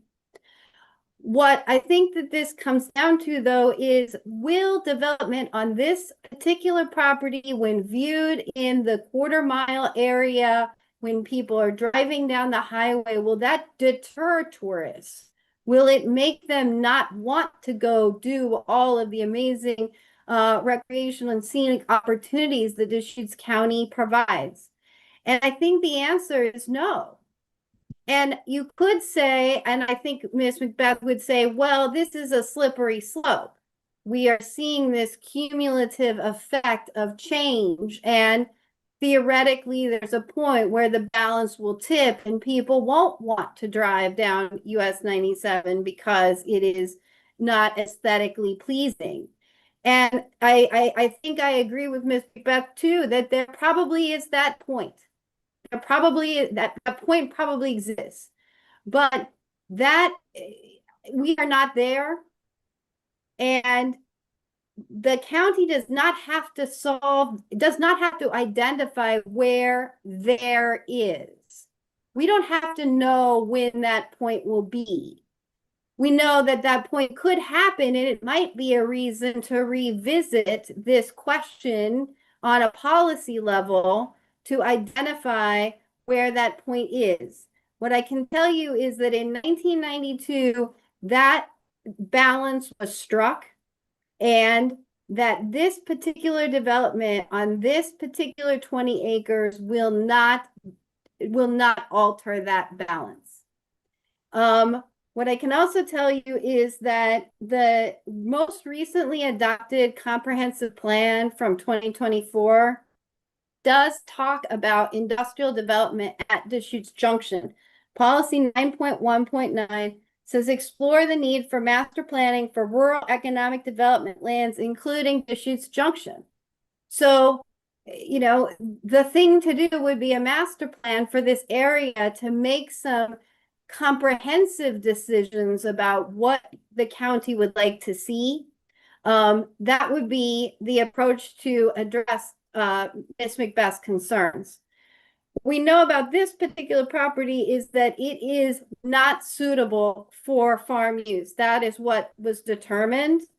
And keeping it in its EFU zone will not result in it being developed for a farm. It hasn't for years. And the comprehensive plan also calls for properties for which the owner has demonstrated that goals 3 and 4 do not apply may be considered for rural industrial designation as allowed by state statute, administrative rules, and comprehensive plans. That's policy 9.3.15. I want to talk quickly about policy 4 from the 1992 ordinance that Ms. Macbeth talked about development will be allowed dependent on on-site screening by existing natural cover or compatibility of the landscape as seen from the river, stream, or road. I don't believe this policy applies. There are ORS 227416 sub 8A says that only standards and criteria that are applicable to an application apply. And this policy was replaced in the comprehensive plan by the 2011 comprehensive plan, which is the one we dealt with in the application. So I don't believe this policy applies. But if it does apply, what we've provided in the record is evidence that there is an established buffer of juniper trees. And what this policy also doesn't say is what exactly the level of buffering you need. I think Chair Chang asked me about the question, how much, I mean, what level of visual subordination do you need? And that is not dictated by this standard. The standard says you have to achieve compatibility. Well, that will be a determination if the standard applies at the time that development occurs. And it will come before a hearings officer and that determination will be made. And the fact that these existing trees are providing some level of screening such that they are providing some buffer indicates that it is possible to do similar types of things for new developments. And I hope that the board will keep that in mind if it should conclude that policy 4 would be applicable to any future development. The 1992 EC is what the county saw at the time. What we're asking the county to do is add this EC for this particular property as part of this ordinance. And so it will become an amendment, as I think Commissioner DeBoat and I talked about early on.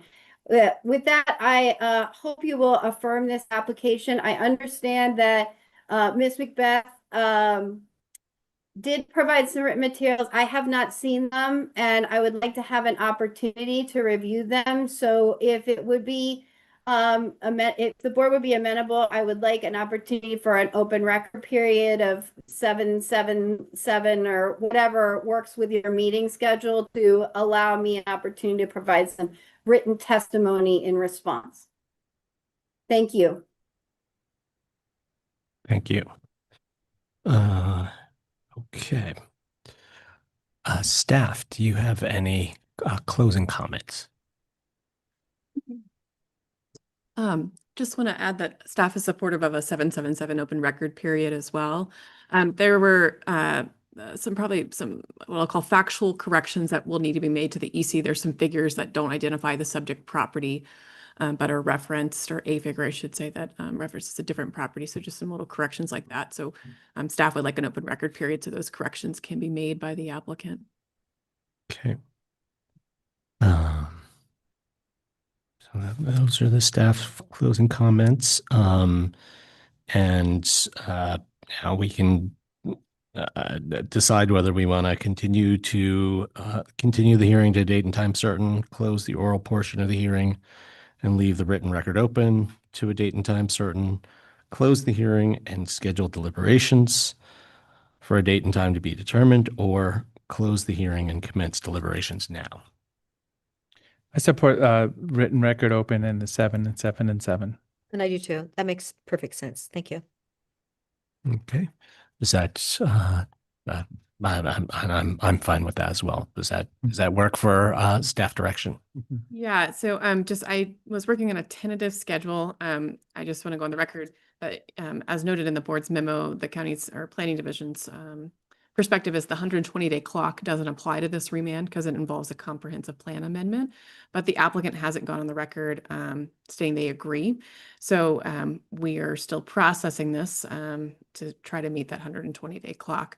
So what that might mean for the applicant, depending on the board's availability, they may only they may have less time, assuming they get their application affirmed to work on their decision. So we don't need to get into the details of that now, but just when we get to scheduling deliberations with agenda deadlines and meeting again, and then if to leave time for first and second reading of the ordinance, time gets really short on the end. So I can coordinate with Brenda on that, but just acknowledging that this will be on a tight timeline moving forward. But the 777 will work. Just we'll have to be very efficient in each of the tasks. Okay. And I know that there was some discussion about August 12th as a potential a date for deliberations. I just clarify for my fellow commissioners that was a date that I had specified earlier that I will need to be in Klamath Falls for the Oregon Transportation Commission. So that day I could conceivably join virtually for a short meeting, ideally with minor items. But I would prefer that we do not schedule deliberations for this item on August 12th. Are we going that far out? Because 7 is the 15th, the 22nd, and the 29th. And the 29th is the first day of the fair, but then the grand opening ceremony isn't until at 6 o'clock that night. So I have to have time to develop a deliberation matrix, review all the materials so that the board Okay. has condensed version of everything to review and support deliberation. So that's why it was timed that way. Pushing it to the next week after the 12th would, again, this assumes the applicants, the prevailing party, that would give them 1 week to get the decision, their draft decision back to county staff for review before it's presented to the board for final approval. Whereas if Okay. it was on the 12th, it would afford the applicant 2 weeks to work on their draft decision. But they could also agree that the 120-day clock doesn't apply and that constraint would be relieved. And can they do that after an August 19th meeting, or do they need to make that determination sooner than that? And we could have that discussion now with parties in the room. Probably be ideal, but they may not be prepared. Yep. But I think at a minimum, it'd probably be at the close of the record. So applicant's final legal argument would probably be the last. Otherwise, the record would have to be reopened to accept additional argumentation on that issue probably. So Also have Stephanie come up and maybe provide her legal opinion as well. okay.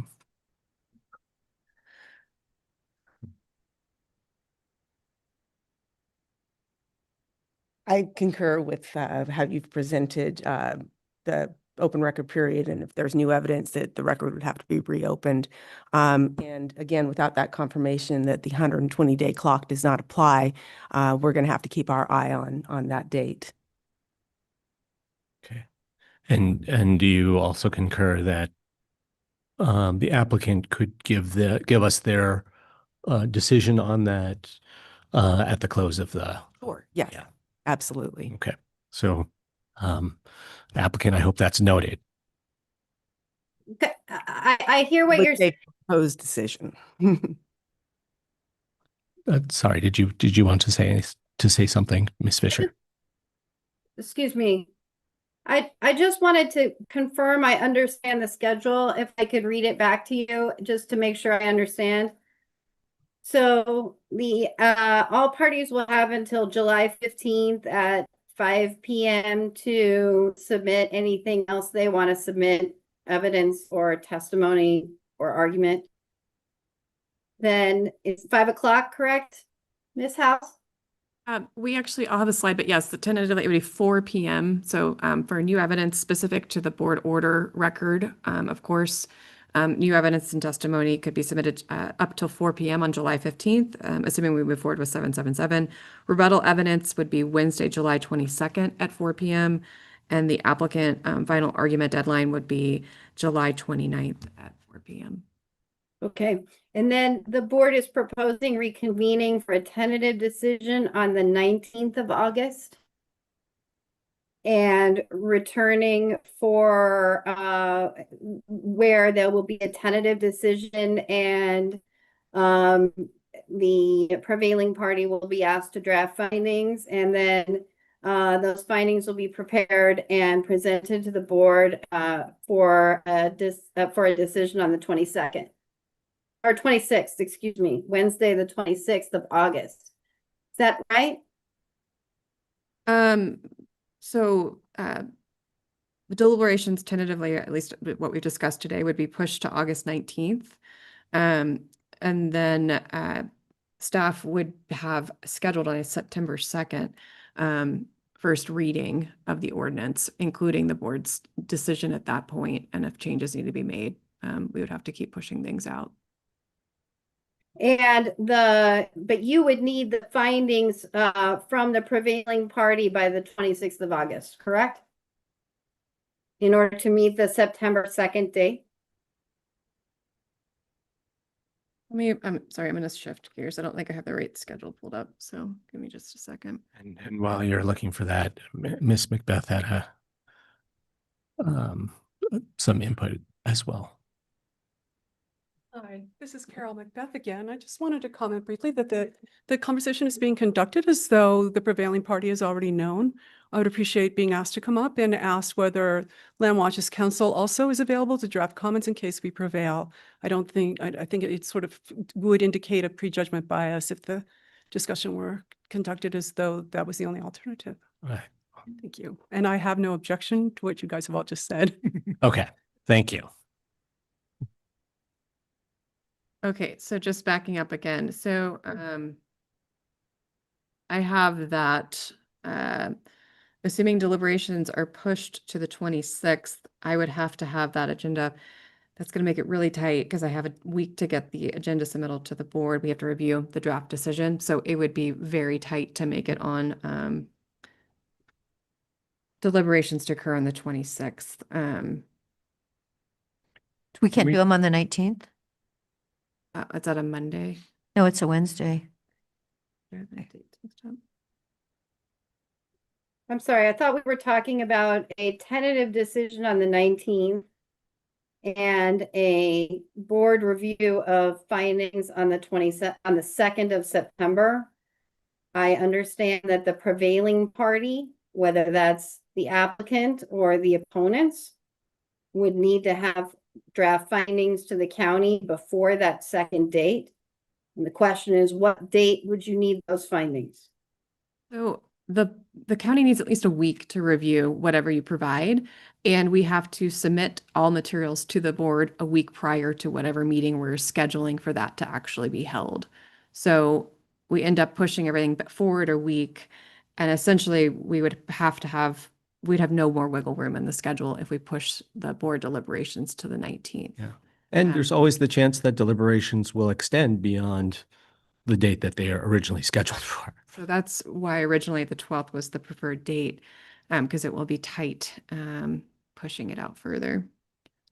When is the 120-day deadline? September 29th, 2026. Assuming that applies.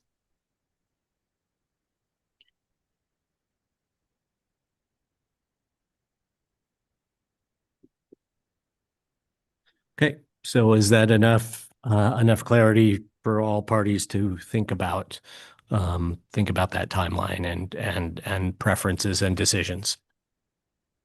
So do we go back to the 12th then? Like I said, I'm going to be in Klamath Falls on the 12th, and I notified you all about that a long time ago. So I don't see that as an acceptable date for this deliberation.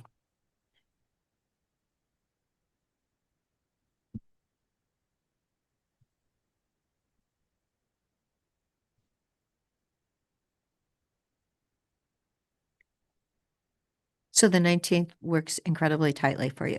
Yeah, so essentially the 120th day will fall on the date that second reading will have to occur. So it would have to be, this item would have to be on, assuming again, the applicant prevails, it would have to be at the beginning of your agenda. You'd have to sign the ordinance at the meeting and we would mail it the same morning. Our mailing cutoff is generally 10 a.m. We can push it back a little bit, but if anyone was sick or some unexpected emergency came up, we would miss that deadline if we didn't have enough commissioners present for first and second reading.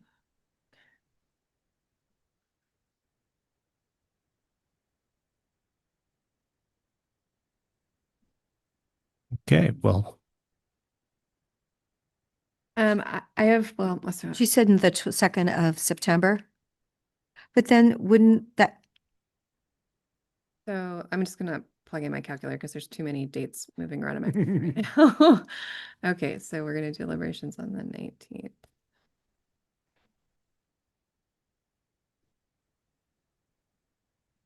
So I would need the draft decision from the applicant within 1 week Or from the 19th, so that's the 26th. which is the 26th. And then my agenda deadline would be the 2nd for first reading to occur on the 9th. And then second reading would be on the 23rd. So I guess it gives us one week, excuse me, of wiggle room, assuming my calculator's all populating things correctly.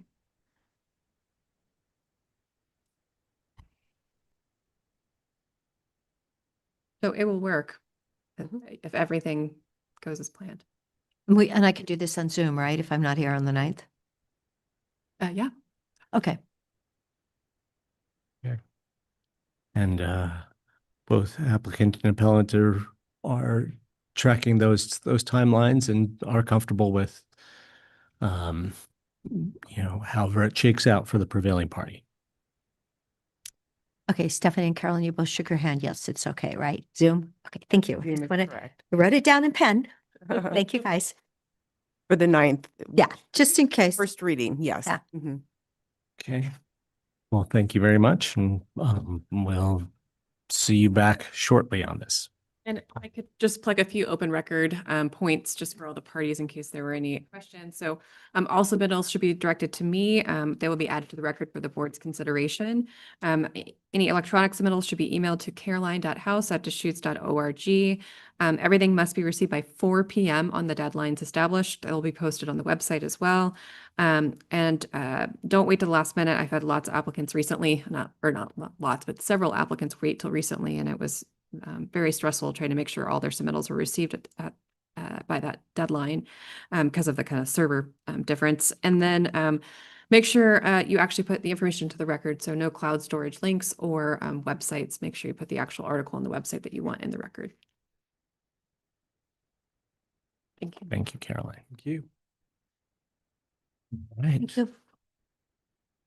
Hearing closed. Item number 8. Sticking with the theme of staff capacity to get lots of things done within limited timeframes at the Community Development Department. We have a potential addition to the Community Development Department work plan, duplex definition text amendment. Will, Good thanks for morning, joining. Chair, Commissioners. Again, Will Groves, your planning manager. This item before you today is a work session on whether to initiate a board-directed text amendment to the definition of duplex. Immediate issue comes from a Terrebonne property owner who had planned a duplex under the former interpretation of attached, where units could be connected by a breezeway. So two what would be otherwise individual residential units connected by a breezeway were viewed as a duplex under the former code. And following recent clear and objective code updates, that configuration no longer qualifies as a duplex. Under the current code, a duplex is defined as 2 attached dwelling units on an individual lots or parcel, and attached for dwelling unit now requires a shared wall, ceiling, or floor enclosing an interior space of at least one of the units. And so the breezeway no longer qualify. The Terrebonne context. So duplexes are allowed in Terrebonne in the Terrebonne residential and Terrebonne residential 5-acre minimum zone. And so there's a question of the definition. There's also other zones that allow duplexes. So rural service center mixed use districts, Tumalo residential, Deschutes Junction, Deschutes River Woods zones, Sun River RM. And that matters because this is a county-wide issue if we or it affects more than just Terrebonne if we make this definition change.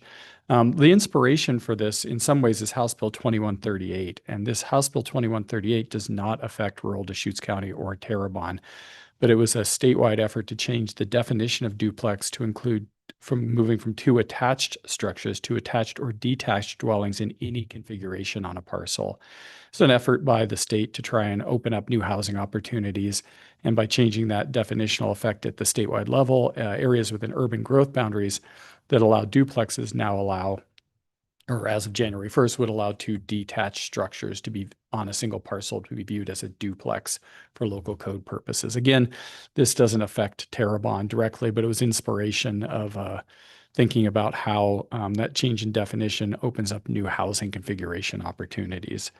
There was a question if we could stuff this into housekeeping or kind of our existing clear and objective project that we completed today. And in coordination with legal, we concluded it was not, that this is a policy choice. And there's some code approaches to this. There could be a countywide definitional approach, which affects all the zones that I've mentioned, or a Terrebonne specific approach. At minimum, you would be looking at the definition of duplex, single unit dwelling, the relationship to the definition of attached, multi-unit dwelling definitions, and some of the tables and development standards that pertain to duplexes. Of course, this happens at a time where staff resources are constrained. The board adopted the work plan for fiscal year 26-27 on June 15th. The work plan already recognizes that project demand exceeds available resources. As we've talked about, we have some major work underway with wildfire and natural hazards, the Terrebonne Community Plan Update, 2040 Comp Plan Remand hearings, Sisters UGB coordination, farm stores, and Goal 5 cultural area amendments.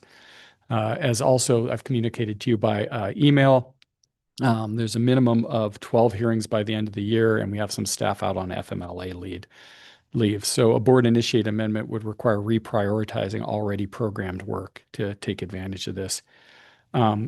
Alternatives to the board going in this direction, certainly an applicant initiated text amendment is an opportunity. Those are $14,000, and historically we've moved those relatively to the front of the line in concurrence with board direction. And again, this still requires, the full effort that a legislative matter requires. So going through the Planning Commission onto the board, the notice, and these legislative reviews take about 6 months to complete. 6 to 8, Will. Six to eight. Yes. That's what your memo said. Yeah. Yeah. Yeah, for sure. Under promise, over deliver. Well, yes, when people call up and it says it takes 4 days for them to get a call back, that's. Yeah. So yes, thank you. So one of the, that this, I guess where we're in a space where saying yes to this means saying no to something else.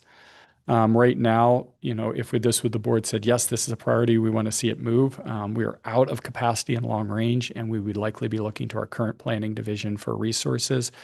The effect of tapping them for that is that current applications, so people who are trying to build things currently, would see some degradation in turnaround times. This is not the straw that breaks the camel's back, but it's a straw on a camel that's loaded pretty heavily. So just acknowledging it's a policy choice. It's not a required compliance item. Another alternative is that the board could direct this to, the 27-28 work plan and prioritize it as part of that schedule. Staff is open to all of these opportunities. We serve at the pleasure of the board and are happy to implement your priorities. So have we actually started the Terrebonne Community Plan? Yes, so the Terrebonne Community Plan is in public engagement. We've had our first public engagement meeting, which went unusually well. Very pleased with the turnout and the community engagement.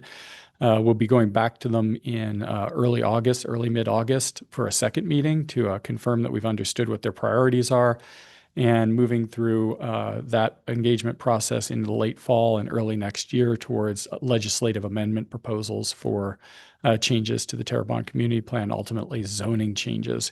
And you'll recall the impetus for that and the priority for that is the possibility that seems very likely that Terrebonne will be receiving sewer at some point, and the existing zoning code really isn't built to think about that in a comprehensive way. It's although it does allow units, multifamily dwelling units and things like that, Terrebonne's always been constrained by septic limitations. And so that project is trying to get ahead of a real significant change in development opportunity in the community and making sure that the development that comes is aligned with the community values.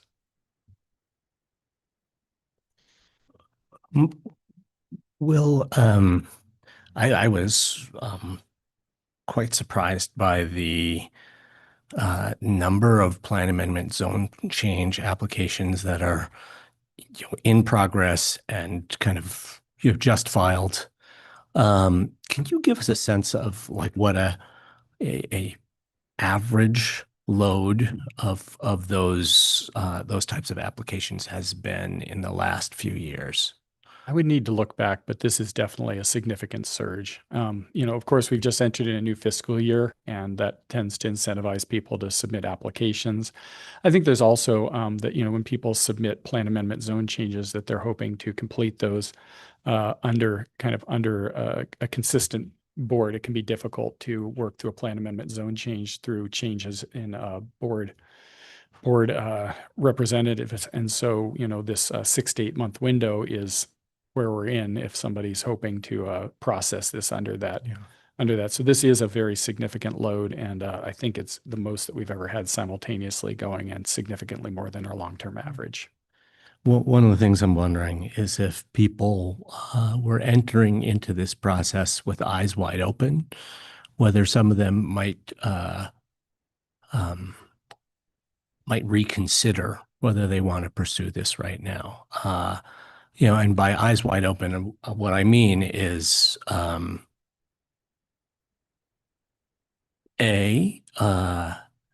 it's not clear to me that all of these applications are going to be heard by this board of commissioners on the front end. And B, even if it is heard by this Board of Commissioners on the front end, if then, as it seems like the vast majority of plan amendment zone change applications experience, if those go to appeal, go to LUBA, and then come back to us, I think it's very unlikely that those applications will be heard by this board. And I am wondering whether people, if they understood that was kind of the likely, what the pathway looks like for their application that they're submitting right now, whether they would still be interested in pursuing it. And if they're not, whether it's too late to refund people their application fees and just scratch it off the list. So, that would be one thing I would ask is whether kind of giving people a real clear sense of what the pathway ahead looks like might actually affect the load that the Community Development Department is experiencing right now. Commissioner, that could be received as a threat by a sitting commissioner saying that it's not going to go your way. I mean, that's private property rights. That's people applying to an existing code. It's the legislative history. It's the previous applications and appeal process and approvals that have happened. I'm just acknowledging that's pretty bold for you to say what you just said. That's all I'm saying. The reason we're seeing a flood of these applications We know it's all political. in the last few months is because people have been assured that if they get it in on time, it will go their way. Yeah. So giving them a realistic understanding of what the pathway I'm just ahead. acknowledging that was pretty bold for you to say that. And it's very political. That's all I'm acknowledging. Yeah, and the politics of these rezone applications have not defined every election for the past 10 years. Are you going to tell me that? So Elections matter. Elections matter. I'm not making this political. This is political. Yeah. But what I want people to understand, I want people to have a realistic understanding of what is going to happen to their application if they submit it now, not a distorted perspective based on past political expectations. So let's just be real clear about that. Yeah. Will, is there any way, because it is a Terrebonne person that brought this unintended consequence to us, is there any way that we could fit it in with that? And when does Nicole come back to work? I know. I'm so happy she has a baby. That's fabulous. But, because it just seems like it's something that we in the county, we need more housing. It's always been way up there top on our agenda. And if there was any way we could mold it into the Terrebonne work. So you're saying they're going to do something in August, but I would really appreciate if we could fit it in somewhere. Yeah, certainly. If you wanted to sidecar this to the Terrebonne project, it would be a logical extension of that. And but we're anticipating that that code would be in effect in January 1st, 2028, because we have to get through the public engagement process, the legislative process. So this is for the gentleman in Terrebonne and the handful of people who experience this, who try to do this type of development every year. They would be a ways out. They'd be waiting till 20. That would, if you put it in there. Okay, so what about farm stores? Are they going to be done fast? We got the legislation, right? Well, farm stores are interesting because they are in effect in the new year, regardless of what we do. In the new year, you're talking calendar or fiscal? Sorry, new year, January 1st, 2027, farm stores are in effect. As we talked about during the work plan, the state provided a provision that said counties can put sideboards on those farm stores with regard to, health and safety items, parking, neighborhood compatibility. There's some real limitations on what the counties can put on there, but there were no defaults put on there. And at least from community development, there were concerns that, some basic sideboards about how the bathrooms work might be, and things like that might be reasonable considerations. So That the reason why that's a prioritized project is that without board action, the farm stores open up without additional sideboards on January 1st, 2027. And that may be an appropriate outcome, but it was identified as something for a conversation and a legislative investigation through a process to see what sideboards, if any, were appropriate. Commissioner Chang, very briefly to your point, all applicants for these PAZCs are represented by attorneys. Those attorneys are aware of the universe in which they live and have asked savvy questions about that. And what community development has been, since the beginning of the year, has been honest about is that that when this storm of application comes in, we're with the staff we have. We're going to make our best faith effort to keep everything moving in an orderly way. And at the same time, these applications are not subject to a 150-day clock. So to the extent that, for example, we ran up against other things with 150-day clocks, we'd be working to try to prioritize these things to maximize county compliance with state and local regulation, and certainly coming back to you with ongoing reporting to the extent there were any difficulties in that space. So these let's stay focused on the duplex definition because I could go down that path a little bit. Duplex definition was changed in the first package of the clear and objective code package, correct? Specifically, what happened is that a duplex had to be an attached unit, and it was attached wasn't defined clearly. And so we went. It was in that first package. Exactly. So it happened right away. And then this property owner said, hey, I heard a breezeway is the way to go. And then the answer is, oh, no, we defined it better, more narrow, and a shared wall is the only way you can do it now. Yeah, he had been going through a multi-year process of trying to figure out which sort of structure he could build given his HOA financing, other concerns. And so he asked the question, would a breezeway work? Or actually, I think we told him a breezeway would work prior to this package going through, and this has been a Well, yeah, and then, so as I say, the whole package, the idea was not to have unintended consequences, knowing that something might have come. Do we need to stick to this definition, or could this definition change? This definition could. So state law doesn't require us to do this? No, so what we were trying to provide is clarity, and clarity, for it's a two-edged sword. It makes it very clear what's allowed and what's not allowed, but it removes local jurisdictions' interpretive ability to think, the definition doesn't specifically prohibit or allow this. Is this thing plausible? Is it sane? And we've had breezeway approvals like this in the past. Definitely. And it's not a lot of opportunities like this, but it has been implemented in Deschutes County. Yes, and because I think the banks regard those as it's a differently financed option when you're doing an attached structure versus a detached. Mm-hmm.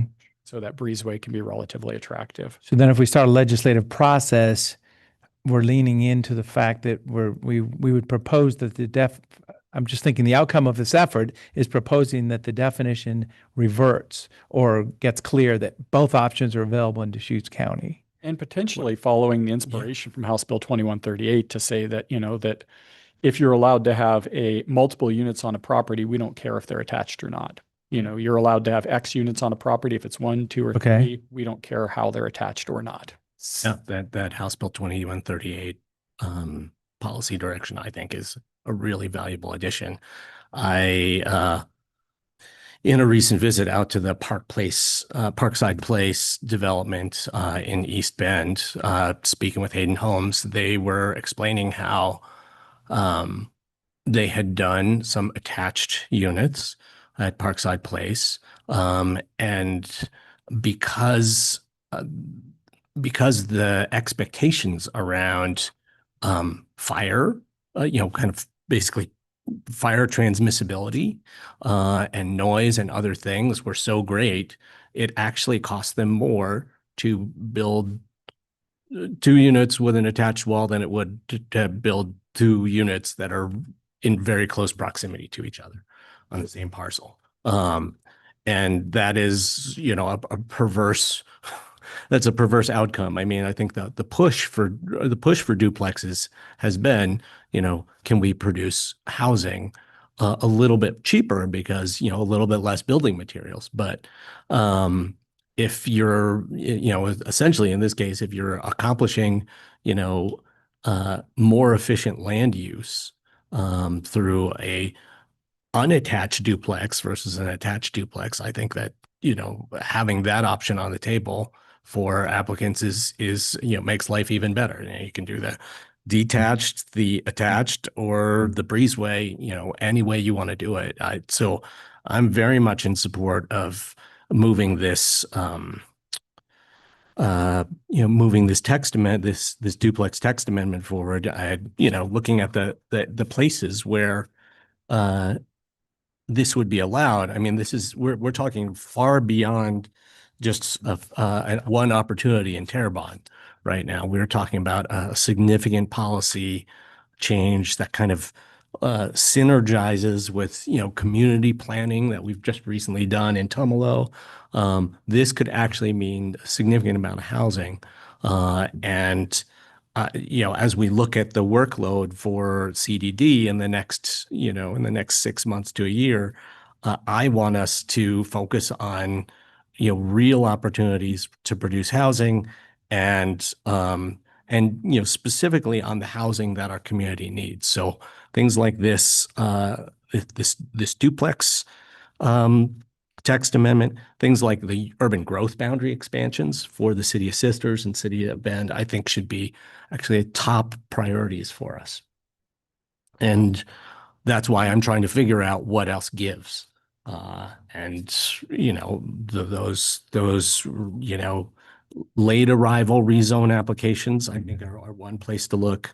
I also would mention that, I would mention again, this came up before, but the minor adjustment comp plan remand changes, I think could be postponed because I'm at this point fairly certain that the board that is seated in January 2027 is going to want to do a major overhaul of the comp plan. So it's inefficient to use our staff resources right now to do this little remand change when the whole thing is going to get opened up again in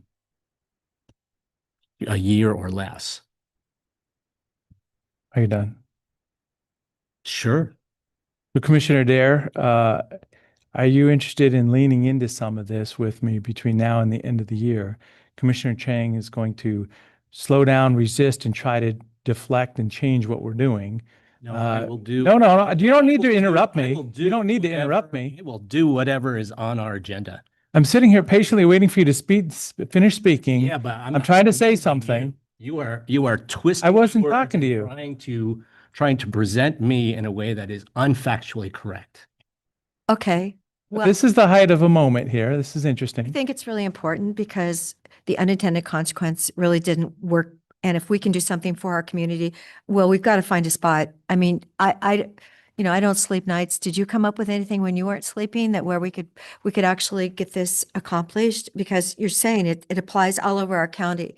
It's not just Terrebonne, but you know, when the state thinks they're helping and it actually is limiting, I think we need to go back and help more housing. And, you know, Commissioner DeVos said very helpfully over the years of clear and objective updates that, you know, these are all, we made a lot of big changes and we knew that we'd have to come back to tweak some of them to make sure that they all work the right way on the ground. So this is foreseeable. You know, in practice, this, you know, to my understanding, this affects, you know, a handful of people a year, but it's not an individual person. And it, you know, under a less significantly loaded time, this would be a relatively minor lift or could be stacked with something else. It's just acknowledging that it's going to get close by the end of the year. We currently, right now, if you said, Will, can you take this on? The answer is yes. Is it going to get crowded by the end of the year? Yes, also. And we also heard that if the long range planning staff is maxed out, that this could result in slowing down processing of current planning applications. That's correct. But also, you know, that we're, you know, it's likely, and, you know, I'm speculating here, but, you know, it would be across multiple applications individually that we receive, you know, huge numbers of, you know, that we would see days, you know, potentially that, you know, cumulatively, you know, days to weeks, you know, as opposed to months or missing important deadlines. We're right now where processing times are good. It's the beginning of summer, you know, we don't know what's going to come in. forward, but right now it doesn't seem like it's impossible for us to catch this one. Great. He said it wasn't impossible. So Thank you, But Well. we need to be aware of how that affects our reputation with the building community. But we already have a reputation. I have people that have called that drive in here and they come in here and anyway, we already have a reputation issue that we're trying to improve. I So, would say with organizations like COBA and the realtors that we have a pretty good reputation compared to some of our fellow jurisdictions in the region, and that slowing or delaying review processes for real development proposals is impacting that reputation. So I something has to give. I mean, whether we as a board are willing to sit through all these hearings and all of these items in the next 6 months is one question. Whether staff is capable of doing, of teeing all that up, because don't forget, they're the ones who do 98% of the work. We just hear a little slice of it. Whether staff is capable of doing that without us impacting morale, exhausting and burning people out, impacting other work, affecting our reputation is the question at hand. And we cannot pretend that nothing has to give. So it gets back to just a definition. So duplex equals, and then a couple sentences after it. So I think the package kind of makes itself up front. Is that correct? I mean, I don't know how much more analysis needs to go into it. It'll be a legislative process that would, in some ways touch the planning commission and come back to you. And But it starts with just a few sentences. But it's not, it seems like at the outset that the at least version one of of a potential solution is obvious at this point. There may be, And it may evolve.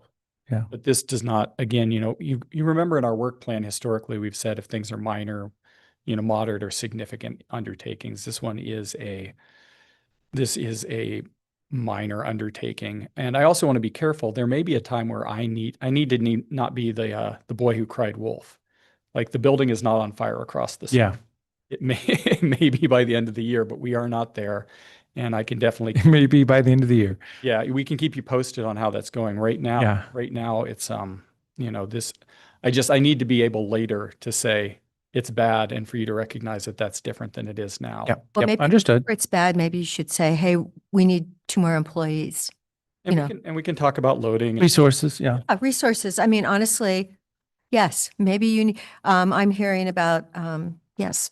I want to be honest that we're not at break glass yet. Just, Okay. look out in the future. There's a lot out there compared Mhm. to at this point in, a calendar year. Yeah. But Well, we also need to We need a vote. we need to recognize that the way that you would build that capacity, the sequencing and timing of it just doesn't work, right? Because what we would need is 2 more high-level senior staff who are ready to crank on plan amendment, zone change applications. And what it takes is probably years to produce said employee. So unless there's capacity like that, for contract, in the community that we could just, flip the switch on, it doesn't address the surge in those applications that we are experiencing in the very near future. That is generally correct. Again, we have been, I've been here for 21 years now, and we have been in dire straits where, if I could have immediately taken on, 2, 4 staff, we would have done it if we had the resources, if the board was, and the board has been supportive of our staffing over time. Very grateful for that. This is still, I want to be careful that under kind of normative median kind of best guess processing, we're still on the rails here. I'm not breaking the glass. I'm not pulling the fire alarm. It's just, it's getting crowded, and we're adding to that in this space. And I just wanted to acknowledge that. So if I come back to you in the future and say we're full, And we're going to have to make choices, and with the board's direction, again, we serve at your pleasure, and, undertake your work plan. We can come back to you and say, yeah, we're going to have to slow something down in order to meet all our obligations, but that would be a future conversation. And at this point, that's not on the horizon yet. So for the duplex definition, I'm supportive of proceeding, acknowledging everything that's said here, and figuring out how we can fit it in. So, I mean, I don't know. I'm just letting you know, that's where I'm at. I don't know. But we'll confirm what you're getting from the board proper here. I'm supportive of proceeding. I just think something else has to give. And of course, I'm supportive. Thank you very much, Will. And, if it really does look like we're going to have more building in the future, it's always to get people trained sooner rather than later. I appreciate it very much, and just so we will prioritize this item with the resources that we have. Again, this is not a mandatory item, so in the event that we're back to you in the future with a real significant degradation of processing times or resources, this is something that could be slowed down potentially in the future. Right now, it can be added to the work plan, and we definitely will be back to let you know how things are going as the year goes forward. Well, so I guess I would reemphasize, I think that what you heard from the board here is that this is a priority. Yes. That, if something has to give later on, it's not this necessarily that's going to give. I would like you to come back to us with a menu of other things that are going to need to slow down. Certainly, we would, at such point, if that occurred, we'd bring you back a full menu of what we were doing and what the relative risks and opportunities were about prioritizing those. Thank you. I see it as following up on unintended consequences, like we knew something might happen. So that's the category I put it in. Yeah, no, I mean, that's, the housing opportunity is one thing, but, providing this property owner with kind of a vision of how they could proceed. And then, unfortunately, they didn't get their application in by, to hit that goalpost. Giving them an expectation and then kind of changing the rules on them. That is a really important reason to prioritize this project. Thank you very much. And thank you for all we've spent a lot of time with CDD today, and we appreciate it. So following up with our other discussion that was overlaying this, I was reaching out to Commissioner Dare, asking if there's support to proceed with all these land use items as a quorum of the board, because as I say, we may be at odds with Commissioner Chang as the chair on some of these choices. So I was just trying to acknowledge that I'm ready to lean into this, just having the meetings as we need to have them and not resisting knowing that next year there'll be a different mix of commissioners. Yes. Thank you. Thank you, commissioners. Okay, on to item number 9. Contract with Romeo Entertainment Group for 2026 fair. Jeff, thanks for joining us, and thanks for sitting through some substantial land use discussions. Learn a little bit as I learn the job. So thank you. And Commissioner Chang, commissioners, thanks for your time this morning. And I want to acknowledge the timelines and the change to get this on your agenda today. So I appreciate your time on this. The context for this agreement is not a new arrangement with Romeo Entertainment. We've had it for years. The scope has changed given per advice of county legal that's been going on even before I arrived, specifically the nature of the individual contracts that come from artists. So the old model was Romeo Entertainment was a contact underneath the threshold of your authority. In other words, county administrator and or the director could make that decision just for booking entertainment and just for the production on site. And then individual artist agreements, national artists coming from agents, the county would get those agreements up until almost the day of the fair and forced to sign rather uncomfortable documents. In other words, not necessarily in legal compliance with county policies and things of that nature. So every year was a bind to get these artists done. So per the advice of legal counsel, my leadership and direction inheriting this project, we now have one large comprehensive agreement with Romeo Entertainment that encompasses all of our total expenditure that they manage for us. I'm thankful for Romeo to agreeing to this model. It's rather unusual. Large municipalities and private entities still do this arrangement where they sign with individual artists. We're going this model, and I'm thankful that this ultimately got accomplished. We are under the timeline because they have not been able to sign agreements with artists until we get our master signed. I'm happy to answer any questions. $450,000 max is kind of the line that we're working with right now, with also a clause that says if it's more than that, we got to talk. And so was it like $100,000 at a time in the past, something like that? The different, I mean, I'm sure the numbers are all over, but it was always below signing authority. Absolutely. Yeah. Jeff, how long have we worked with Romeo in just the one capacity? At least a decade, to my knowledge. Yeah. Yeah. And we do plan on going out to an RFP with Romeo in future years, for sure. We've been reviewing them, and under Eric's leadership, we signed out, we're doing a 1-year extension for that while I was gone. And how long does that agreement typically last? So we're talking a 1-year extension. Yeah, we're just doing a 1-year extension right now. But onto a 1-year contract, or could be, or what was the prior one? I believe, and legal and maybe some assistance on that. I'm not entirely sure the duration of those prior agreements. They might have been year to year under the prior leadership. I'm not entirely sure the duration of the Romeo agreement, the smaller Romeo agreement. Right. Certainly the artist agreements come in fluidity every year, but the smaller one, we worked with them consistently for a number of years, underneath and well underneath that threshold of your procedure. Right. Okay. Yeah, I'm just trying to think about, if we're putting this out to bid in the future, it is a unique kind of arrangement. Maybe nobody else wants to compete for that. But I mean, I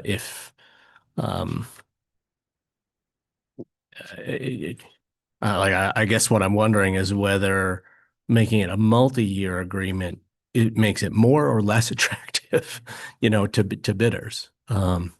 We won't know that until we put out to bid under this structure. Certainly an RFP for representing the county fair, to sign up, to look and procure artists and to do production will be attractive to a variety of entertainment companies. I believe that in my experience. It's this model where they had to accept more risk and do this large conference. We don't know until we put it out for bid what the interest level will be under this new model. But I'm thankful that Romeo went ultimately as agreed, because they like our business, they want our business, and showing great good faith in this process. Great. And so we are, I mean, you described an extension, but I mean, we are talking about a much more expansive contract. So how does the extension and the kind of new contract for more expanded services, how does that all work together? Well, extension is not on the table. Okay. This contract is very specific to this fair for the specific services of representing us in procuring the entertainment, which they've already done, because the fair is entertainment is booked and ready to go.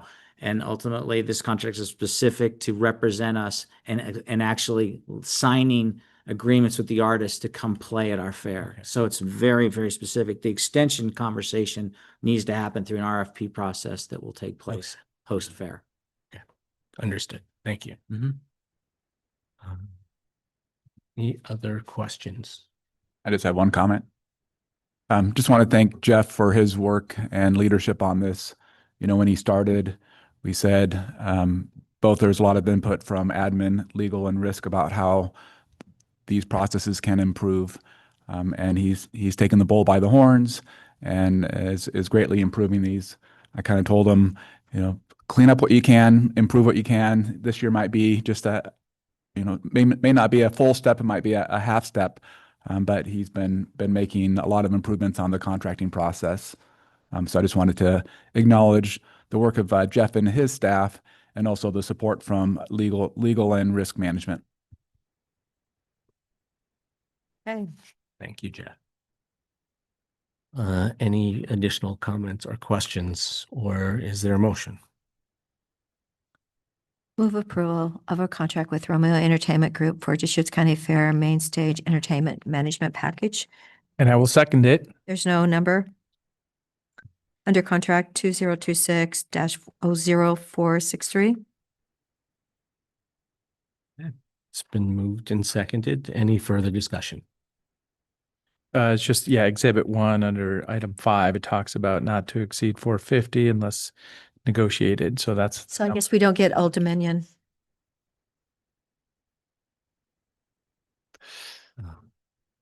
Right, seeing none. Commissioner Adair, Yes. Commissioner DeBonne? Yes. And chair votes yes. Thanks very much, Jeff.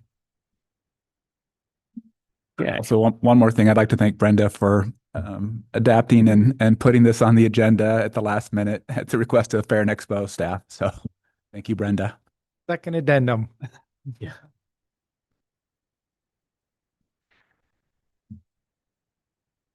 Okay, at this time, are there any other items?